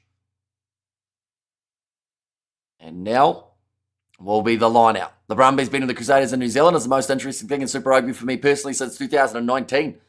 Says good story. Oh, they've decided to take that one quickly there. And now pressure is on. About 4 Italian players get in the breakdown, but again, France keep it. Ahoy H says Juan Pierre Bosch, welcome in. And now 15 metres out from their own try line here for the French. Pressure is well and truly on by Italy each and every breakdown. And Dupont, though, kicks this one out. I'm praying we can beat Italy at home, says Fleshen. I'm putting aside individual talent. I think the Box and France are the best in the world. Rugby is working as a team. 9 out of 10 times they all know what each other are doing, says Big Rig. And yeah, having that cohesion can be what makes a good team great. Because you can have all the players in the world that are world class, but if they don't work together as a side, you know, you could have a world-class winger just sitting out on the wing the whole game because no one can get the ball to him. But, yeah, there just seems to be that mutual understanding of exactly what their tactics are going to be. It does make it impressive. Definitely with the French team, because there are so many guys scattered throughout the different French clubs. Of course, similar to South Africa, they have got, you know, those more dominant clubs that feed into the box, such as the Sharks and the Bulls. And also, to be fair, the Stormers have quite a few in there too. You know, Toulouse, Bordeaux, those sides. So a few of the players already in key positions have played a lot of rugby together, looking for the steal. That breakdown was netty, but the ball back on the side of the Italians round the halfway line. Now short side to Niccolò Canoni. Being told to use it once more in the breakdown. So Alejandro Fusco will send this one up. I expected a much higher scoring game from France by this time, says Luke. Italy keeping the French at bay. And now the big thing for them is just to get a try soon. Because, you know, currently this game is up for grabs. 27 minutes left, 11 points separating them. But another try for France, I believe, seals the game. And also it would get the bonus point for this French side too. All told to get out of there for the French. But now the counter-ruck is dominant, getting that ball back. Netti moves it away to the left. Crew firing it on to Jelange. Dupont showing off some stepping, goes around Ange Capuzio. Now Dupont goes to Flamand, tackled by Canoni, almost turned it into a rolling maul. Wales need to back to the Roars, says Gunner. Oh, and now a knock on from the French. Does give Italy the scrum feed, which at the moment they have had a pretty decent chance of turning into a penalty. Time is off. I think there's some subs that are about to be made here for these two sides. France very scrappy today. Yeah. And once again, a side that have had a little bit of a rough game to still have scored 3 tries, I think most sides would take that. And it just shows that even if France have, for instance, they could have 50 minutes of shaky stuff in this game, they've had 3 minutes of brilliance that has brought them their 3 tries. But as a whole, it just seems to be that last pass for France that they've struggled to get going since about that 25th minute. It's actually something that's plagued Italy in this game as well. Italy playing well, says Richard. Yeah, that's another thing. I don't think that France playing badly at all is fully on the French. I think that Italy are pushing them, the pressure in the breakdown, and also the pressure at scrum time. They're almost ending up conceding about 3 or 4 penalties so far, France. Colombe has made his way on. That may shore up a little bit here for the French. Some really good defence from Italy today. Yeah, they've made some really important spot tackles. The one at the end of the first half comes to mind on Galdran, driving him into touch, stopping the bonus point from the first half. That is going to be a free kick now to the Italians at scrum time. So they take it quickly and look for a 50-22 Adesogbi back covering. You could also wonder whether or not that late change for the French of Ramos into 10 rather than Jalabert, who is out late, Adesogbi to 15. Has that affected the way that we're seeing this French side play just a little bit for cohesion? And Italy is playing a cracking game, says Gunner. And that's, I think, why it's big in South Africa to not, be, or not, the best player, but the right player, says Pitstop. And we have got there, I love how you're talking about how much the Italians are messing up the French. They're still being dominated, says Big Rig. I think scrum time, though, is actually, you'd almost say, as close to domination of this French pack as we've probably seen in this Six Nations from Italy. Okay, it's going to be the Italian scrum on the halfway by the looks of it. And Italy's style has always made the other team look bad. It's only recently adding this new attacking style, says Inquisitor. Italy are their own enemy. And my word, the amount of errors Italy are making throwing away their chances, says Devon. Yeah, and that first half when they had 10 minutes of attack, couldn't break through, then France score in 30 seconds. I think that was definitely a sign of the way the momentum has gone in this game. We have got there, nobody told Italy. The aim of the game was to score points, although they've got 8, which is more than we've seen some sides get up against the French in recent history. Yep, going to be a scrum. Big push there from the Italians. They crumple this French pack completely, but now they need to make the most of it. Garbisi getting away to Lewis Liner. If Italy had more composure and just took their time, the scoreboard would be different, says Devon. Oh, nice. Oh, yeah, they've given it away again. Out wide, Italy, straight into the hands of the French. Big shot on Adesogbi.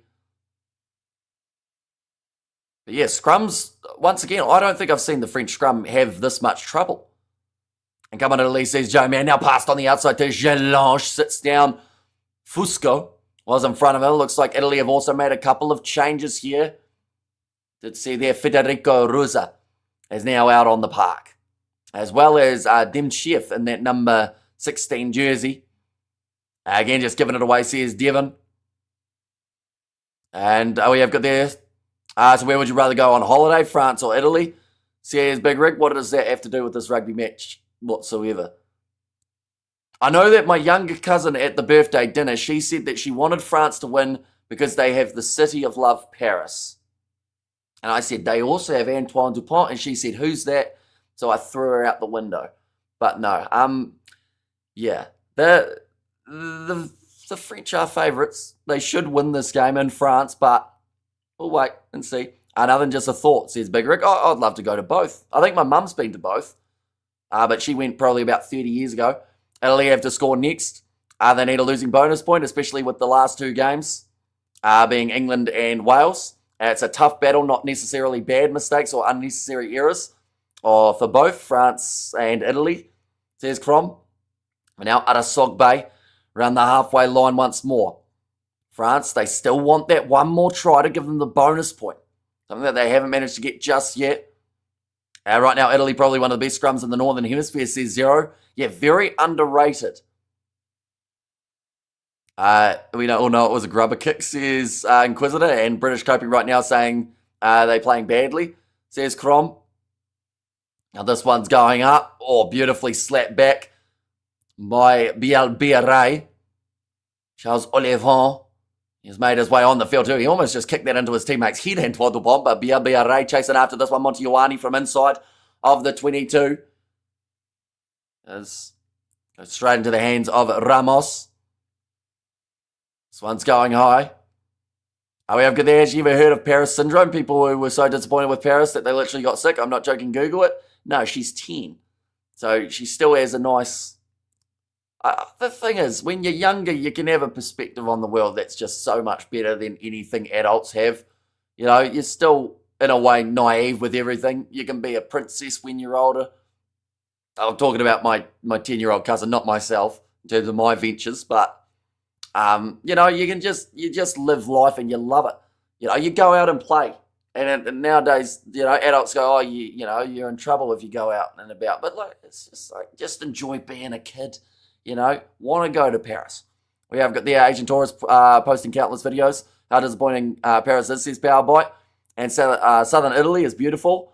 They don't like rugby down there, says Fleshin. The scruffy game suits France more. I've been born with two of God's greatest gifts, being English and heterosexual, says Sebastian. And Paris still has some nice areas. You just have to know where to go. It's like pretty much everywhere in the world, isn't it? Like there's the good and the bad, but you just learn to enjoy whereabouts you go and just learn how to enjoy it as well. Now, sideways run. I'm not sure whether or not Italy will be enjoying this attack at the moment from the French down the wing. Ow, that was a crunching one on the arm. There's a knock on. Oh no, foot and touch from Dran. And France is in Paris. Try Bordeaux, says Cameron. And we have got there. I love how on TV every establishing shot in Paris is an Eiffel Tower for no reason, says Big Rig. That's so that you know that it's in France. That's like, you know, if you have a very... Oh, he's absolutely slamming that turf. I think they were trying to fix a few of the scrum divots. Yeah, like, it's like in New Zealand, you probably show... What would you show in New Zealand? Probably you show the Sky Tower. Or in Australia... Oh, in Australia, you got to show like the outback and a kangaroo hopping around so that people know, oh, it's in Australia. That's going to be now a free kick. I really love the penalties from line-out, says South Kid. I still can't believe that the Brumbies won by that much, says Kahu. But now into the final quarter of this game. This is still a close enough game, by the way. Paris is beautiful, says Mo Hunters. Now line-out throw.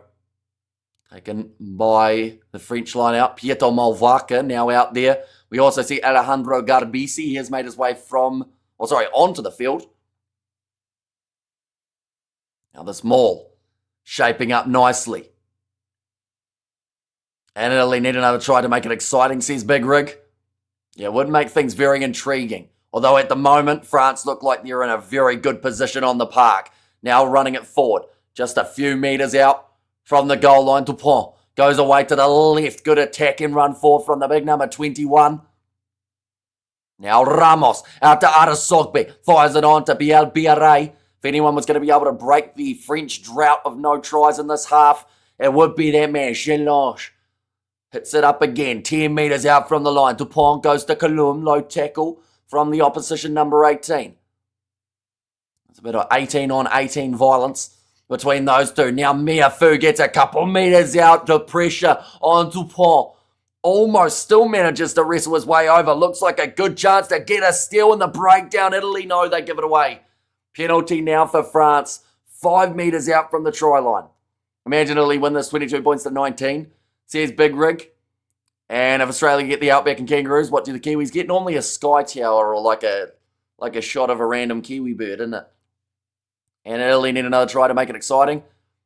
And can Italy throw a straight line out, please? It's been a really bad part of their game here, unfortunately. Their scrum's been looking very strong, but then the lineouts have been about as shaky as they've been for the Italians. And it probably summarises their game a little bit here. How there are certain things in this match they are doing extremely well, whereas other parts of their game, they are having the basic errors that are stopping them from getting fully back into this match. But it's only one try.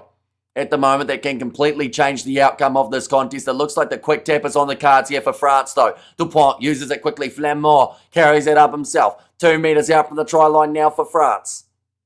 Cross to Gelange. Again, good defence from the Italians, almost turning it into a rolling maul. Dupont looking off to Colomb. Oh, going into the tackle relatively high there. Trying to keep himself in a position where they can drive him a couple of extra metres towards the goal line. Dupont goes across there. Good body position from Miafu, who might be just inches from scoring the try. Right, who's it going to be? There are about 4 different players all searching for this ball. It's going to be left alone. Dupont goes away to the right-hand side. They've got numbers. Again, 1 metre out. Charles Olivon, he has a conversation with Dupont, says, okay, I'll join that breakdown or I might have a crack. He goes round the side, Olivon. He's dragged down once more. 6 phases in a row. How long can France defend for? Sorry, the Italians. And a knock on from France. Mistake just out from their goal line. That's big defence from the Italians. Something that they have done well throughout this game is that goal line defence. Oh, mountains. I think Lord of the Rings made the West. I just think New Zealand is a huge field with mountains. Says Big Rig. And I've been to France and Italy so many times. Both were great in different ways. Rome is being spoiled by con artists and scammers. Everything is too expensive. You have to be streetwise there, says Sebastian. The Sky Tower, like a TV channel, says Inquisitor. It's like a big, tallest building in New Zealand, I think. I don't actually know what's fully in it. I've been up it before. I got some stones in there. Or like little gemstones in one of those, because I love those machines that you put a coin in and then you twist the thing. You know how sometimes it drops out M&Ms? That was my obsession as a child. Not M&Ms, the machines that had the spinny thing. So there was one with gemstones in the Sky Tower. So I said, yeah, well, while I'm here, might as well. Italy were the only team last year that could match the box scrum. So their scrum is proper. Says pit stop. And come on, Italy, hold your ground. Yeah, they're doing well just out from their goal line. But they have to get out of the zone, because or else, once again, you can defend up against the French for a long period of time, and then they have one good move, one good pass, and it creates the try. The France still want that bonus point in this game. 63 minutes through, 17 minutes to do it. Another scrum from the Italians. Holds strong. Ange Capuzzo, or Capuzzo, I should say, kicks that one into touch. Are you very retro, Hamish, says Sebastian. And Hamish, I told you it's going to be scrappy, says Kyle, and scrappy it has been, Kyle. We've got, I've been to Wales, so nobody here impresses me in the chat. I wonder if my mum's been to Wales. I can't actually remember. I know she went on a tour around Europe like 30 years ago. But I don't know if she went to Wales. My sister might have gone to Wales. Maybe. Can't remember. Have to ask them. Paolo Garbisi. Now with the ball in hand. It is in the hands of the Italian off a mistake from the French line-out. The advantage now in play for Italy as well. I believe that is for a knock-on. Now rolling this one back will be Alejandro Garbisi. Lewis Lioner going up for the ball. Bielbiaré knocks that one on. Advantage now for the Italians once more. Looking to fire this one out to the left-hand side. Ball stolen by Giletto. But they will go back for the initial knock-on. Your mum would love Wales, says Inquisitor. Why didn't they take you, Amish, says Joe Man? Well, my mum didn't take me because it was 30 years ago, so I wasn't born. And my sister didn't take me because she probably wouldn't want to. But also, she was away for like 2 months, all throughout Europe. And that would have been very hard to do streaming on the run. Or not on the run, on the road. Argentina, Italy, and France. They play where in Northern Rugby. We can make it very scrappy for the opponent. And we have got there... I'm South African shouting for Italy. But by the way, India is getting a spanking from the Proteas.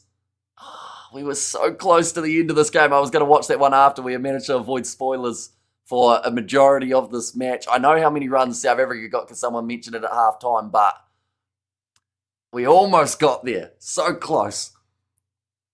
Now, going to be a scrum feed for the Italians once more. The Highlands of Scotland are worth a visit, to be honest, says Sebastian. And in the UK, they have once built a huge skyscraper with curved glass, like a magnifying glass that set fire to other buildings, melted cars. That sounds very dangerous. One thing you can say about this game is the discipline of both teams.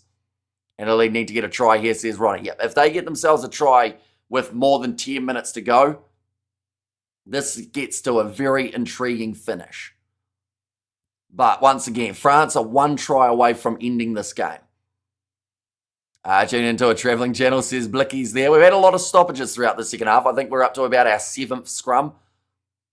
Wasn't me providing spoilers, says Kyle. And true story, says Danielle. Now, going to be scrum yet again. 40 metres out for line, I believe. Number 12 for France has gone off the field. In this case, Fabien Brau-Bory. Yeah, can you believe it? I travelled to visit family in Wales. Now going forward. Once more, there is going to be the advantage and play for the French. Now moving forward, just onto the halfway line. This is a big opportunity once more. 1 second, we'll go like that. And we'll go like that as well. I know that the hockey was just mentioned. I know someone wanted it not to be spoiled, so I have deleted that comment just so that no one knows. That's going to be the penalty now, going the way of the Italians again. Now we have got there no points yet this half, says it all, says Joey, and yeah, Flesh and probably. I think the most Western Europe. Says Sebastian in there too. We're currently sitting with 13 minutes remaining on the clock. This one's too far out to be able to go for the kick. It was a hard game, says Danielle. Now Garbisi kicks towards the touchline. And apologies, didn't know, says Big Rig. So hopefully whoever, because I know that someone mentioned about it at halftime, so hopefully they didn't see it. I deleted it probably a bit slow, to be fair. Trying to get that steal. What's happening to the cricket? That's another one that we're trying to avoid spoilers for. We have just learnt some of it though, but only 12 minutes away from the end of this contest, and then I'm sure people will be trying to catch the end of that one. When will the All Blacks announce the new head coach? So I think it was supposed to be soon, but now it's probably about 3 weeks away by the sounds of it. Now Dupont rolling this one back again. Sorry, no more comment about cricket further, says Cobus. Yeah, it's only for the ones who, I know there are a few who want to watch it in full after without knowing, is the main thing. Now going off to the left-hand side. We are hoping to do a little bit of the cricket at some stage, but I'm not too sure when I'm going to be able to do it, just because the games most of the time are at 2:30 a.m. and I have to start work most times at 8 during the week. Now, Adesogby has the ball there for France again. Another offload. Ramos, big fend attempted there on Alejandro Garbisi. Malvaca off to Bielbiaré. Passes one more to the right. They haven't really been able to free up space for him so far here. The advantage is now over. Dupont goes down the middle of the field with the kick. Bit of space in behind this Italian defence now running back to cover. It is a Dogwu. Just made his way onto the field and shows off that speed right from the get-go. Charles Oliver tries to make the tackle, but Kaloum just stops him in his tracks. Now going off to the left. Oh, big shot again. Barassi this time. Seems like at the moment the French have decided the way to get through this Italian team is to just up the intensity and up that physicality just a little bit more. Heading into the closing moments of the game. Dogwu, great low tackle. And almost a clean steal. Yes, it is. Now Gelange does extremely well to get that ball off Dogwu. Pretty much as he hit the turf. Now Neti going there to Adesogby. Just hangs on to it a bit longer. Big spinning challenge there. I would it have made more sense to have a successor lined up before you fired Razor? Yeah. Would have made perfect sense to have a new coach, but I guess someone would have leaked it, so maybe that's why. But you'd think they'd at least have someone in mind that they would just go straight to. Rather than going, right, we've fired our coach, now we're going to have a month or two of trying to work out who's going to get the job. Oh, ball's back in the hands of the Italians. Another steal looking for the backline movement, but Lewis Liner just overran it a little bit. The pass behind him, Capo Uzzo driven into the turf by Gelange, who forces another error. And the penalty, double blow of the whistle. Italy will be sent to the bin now, ladies and gentlemen. A deliberate knockdown from Lewis Liner. He will be off for a majority of the remaining time on the clock. What a nice way to end the day. Another spoiler there, unfortunately. It's all right. I don't think I was going to get to watch that one anyway without finding out the result in that regard. But yeah, France probably going to get that big moment now. We have got Italy surviving but ain't scoring, says Big Rig. And it's Kiwi Sir, do you think Italy can come back? Says Taiwan. I think that yellow's probably going to be the difference. My bad man, sorry, says how's it? It's okay. It was very optimistic, I would say, for myself. And it's just because there's so much sport on at the moment that, like, there's always going to be those overlaps. This looks like Capuzzo might have a bad shoulder now. I think it's left-hand side. Right, yellow card. They're checking to see if it's penalty try. I think that would be a bit harsh, to be fair. I think it's far enough out that they don't require a penalty try to be awarded here. Or at least it shouldn't be anyway. We're about to find out. Do you see South Africa men winning? Who are we talking about, Mohadin? If you're talking about the Springboks, they're not playing for another 5 months. And a couple of times, thanks, Amy. She's Moa Hunter. Yeah, no, that's... Like, Lewis Liner's arm is extended. There's no denying that part. But I don't think it's severe enough. Penalty and yellow card only. In there. Now, penalty is awarded. Looks like Capuzzo is off now for the rest of the game.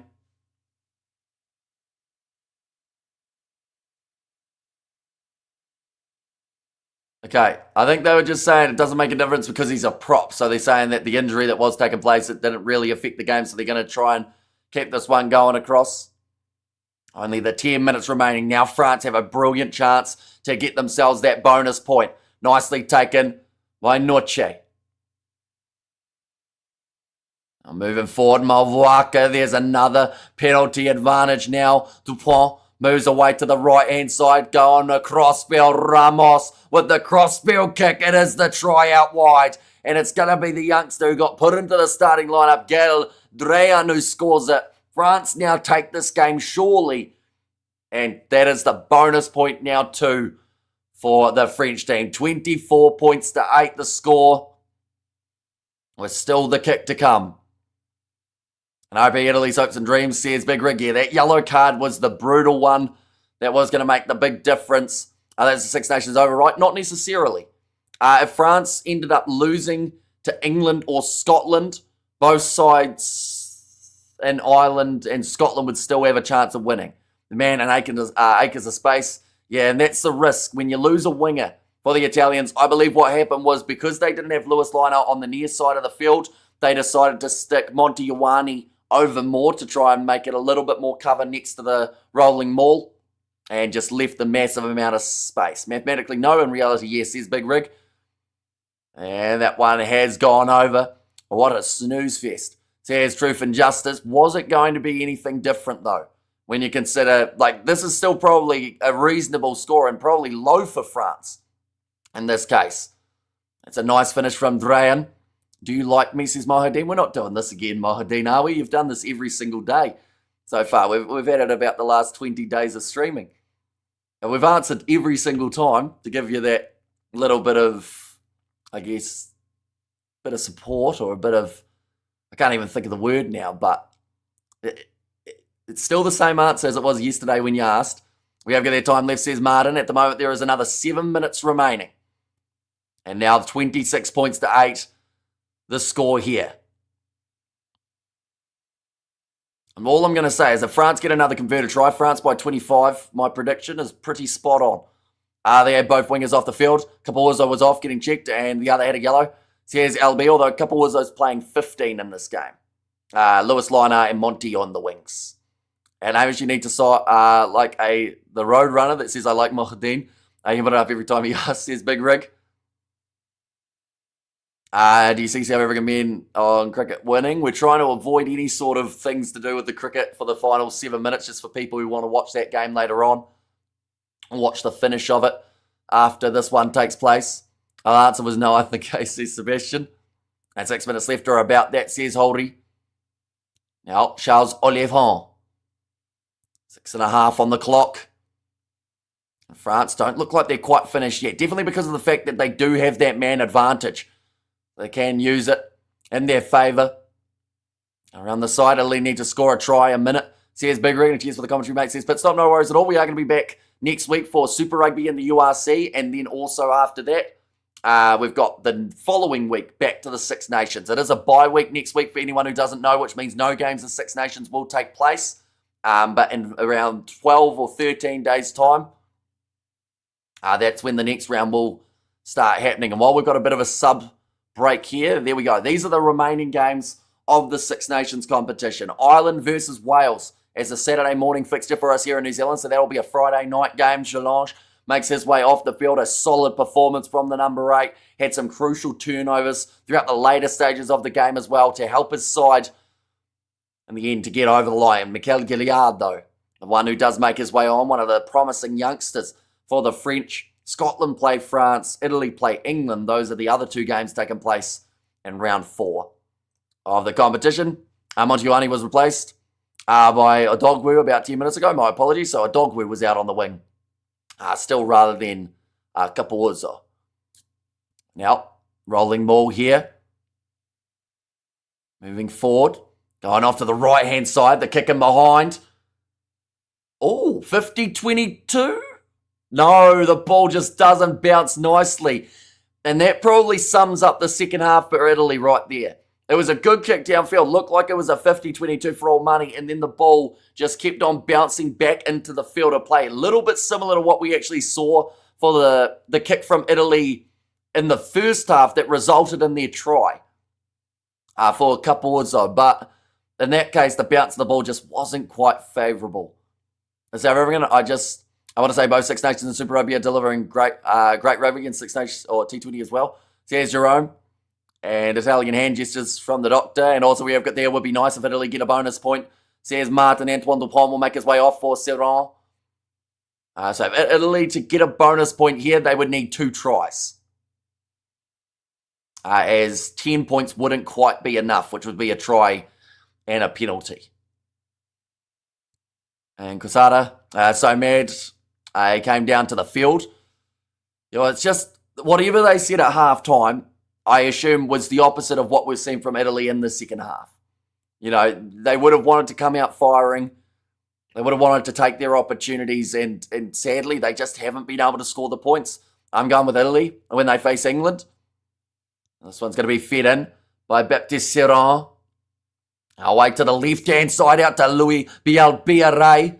Steps around 3 men. The man of the match, I think, is still up for grabs, although the rumour is Dupont has a good chance of getting it. Although I'll probably give it to Jalange for that work. And the breakdown, miss pass there from Baptiste Serran. Clean pickup from Gailleton. Now 4 minutes remaining on this clock. And France are looking for one more. Maybe even 2 if they score quickly. Serran goes off to Miafu. He's had a solid 76 minutes of this game. Gilliard, first carry for him. Oh, that was almost a stealing opportunity in the breakdown, but wide cut-out pass. Goes to Adesogbi, cutting back inwards. Currently 6 metres out. Serran goes across to Flamand. Offloads up to Gilliard. Met by yet again a hard bit of defence by the Italians. Ramos goes out. Nice run forward, and it's another try for the French. This time, the man at 13. It is Gailleton who scores it again. Lovely rugby, says Joey. I think there is a few green shoots for Wales. Not much, though, says Fleshin. And the depth of France is showing now. It certainly is. They have got many players who are getting opportunities throughout the Six Nations. Gailleton is one of them. 13 cats for that man. And 5 tries already throughout his career. And also, he's died from all your admiring comments, Ruth, says Sebastian. And 4 minutes left and shame 14 men for Italy. And now 31 points to 8. A kick still to come for Thomas Ramos. It's been solid enough off the kicking tee, I will say. 75%, 3 from 4. And France update on the Italians. I thought it was going to be a scrappy game because France are showing the true colours. And Lina will be kicking himself. And Ramos has kicked an additional 2, separating these two sides now by 25 points with only 2 minutes remaining. They're 2 good, Sebastian, and 13 of France is very mature for his age. Growing nicely in that position.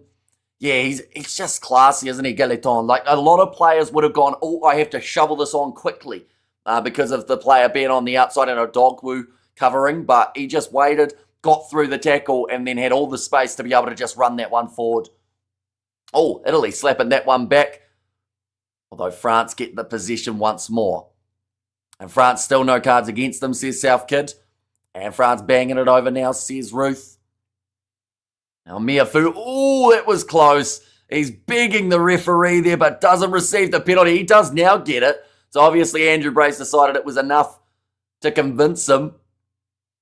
Emmanuel Miafu gets the player of the match. The big man did score early. He's just actually done a neck roll in the breakdown. So just as they're announcing player of the match, he gives away the penalty. I wonder if they'll take it back and then give it to Gelange instead because of that moment. Well, 1 minute now remaining on the clock. Paolo Garbisi, this will be the last chance for Italy to be able to score in this contest. What happened to Italy? Just didn't really get going in the second half. And, you know, for the amount of chances comparatively to the first half, they've had a lot less, but they've still had some decent moments that they could have maybe got themselves into this contest. Yeah, we should have, but didn't. That's us at the moment, says Fleshin. Now Gilliard.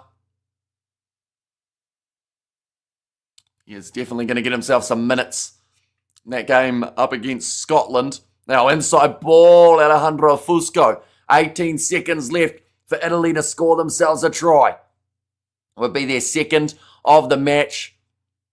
It would still be a great way to be able to finish. That was a hard collision from Gilliard there. Another big driving shot. So France obviously haven't decided that the physicality's going anywhere just because we're after the 80-minute siren. Here comes the run from Canoni. 3 meters out, trying to get the steal from Kalum. Told to get out of it. Alejandro Garbisi. Going now to Spagnolo.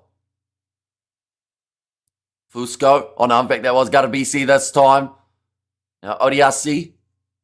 Good face play from the Italians. And you just wonder, could they have done this 30 minutes ago rather than in the 80th minute of this contest?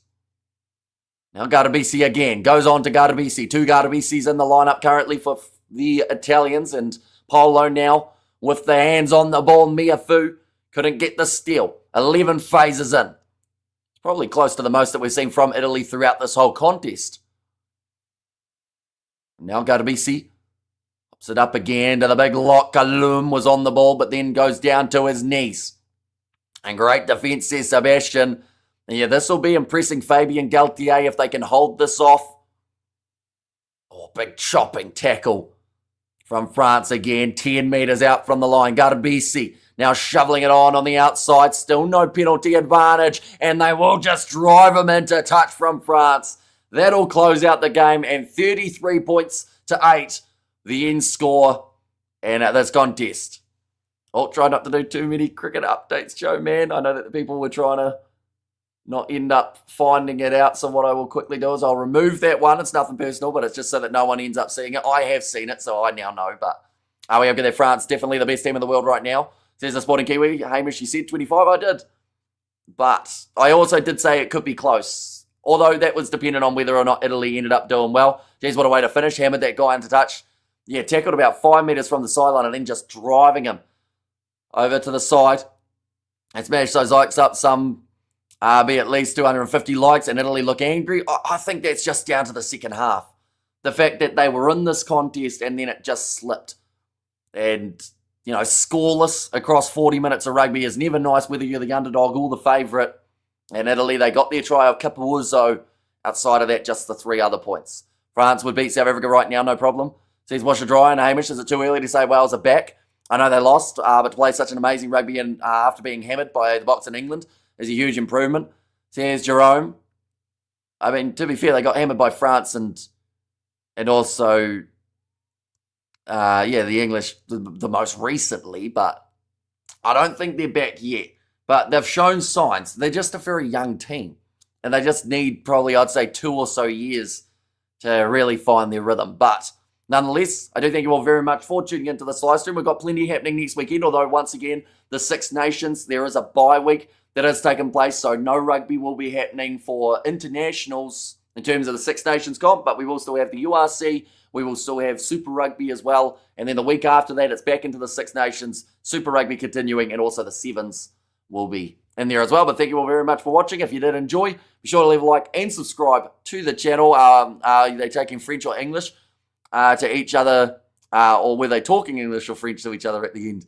I know a lot of the Italians do play in the top 14, so probably French at a guess, but I'm not 100% sure. Great stream over, Sebastian. Thank you very much. And yeah, nonetheless, thank you all very much for watching, and I'll see you all for the next one.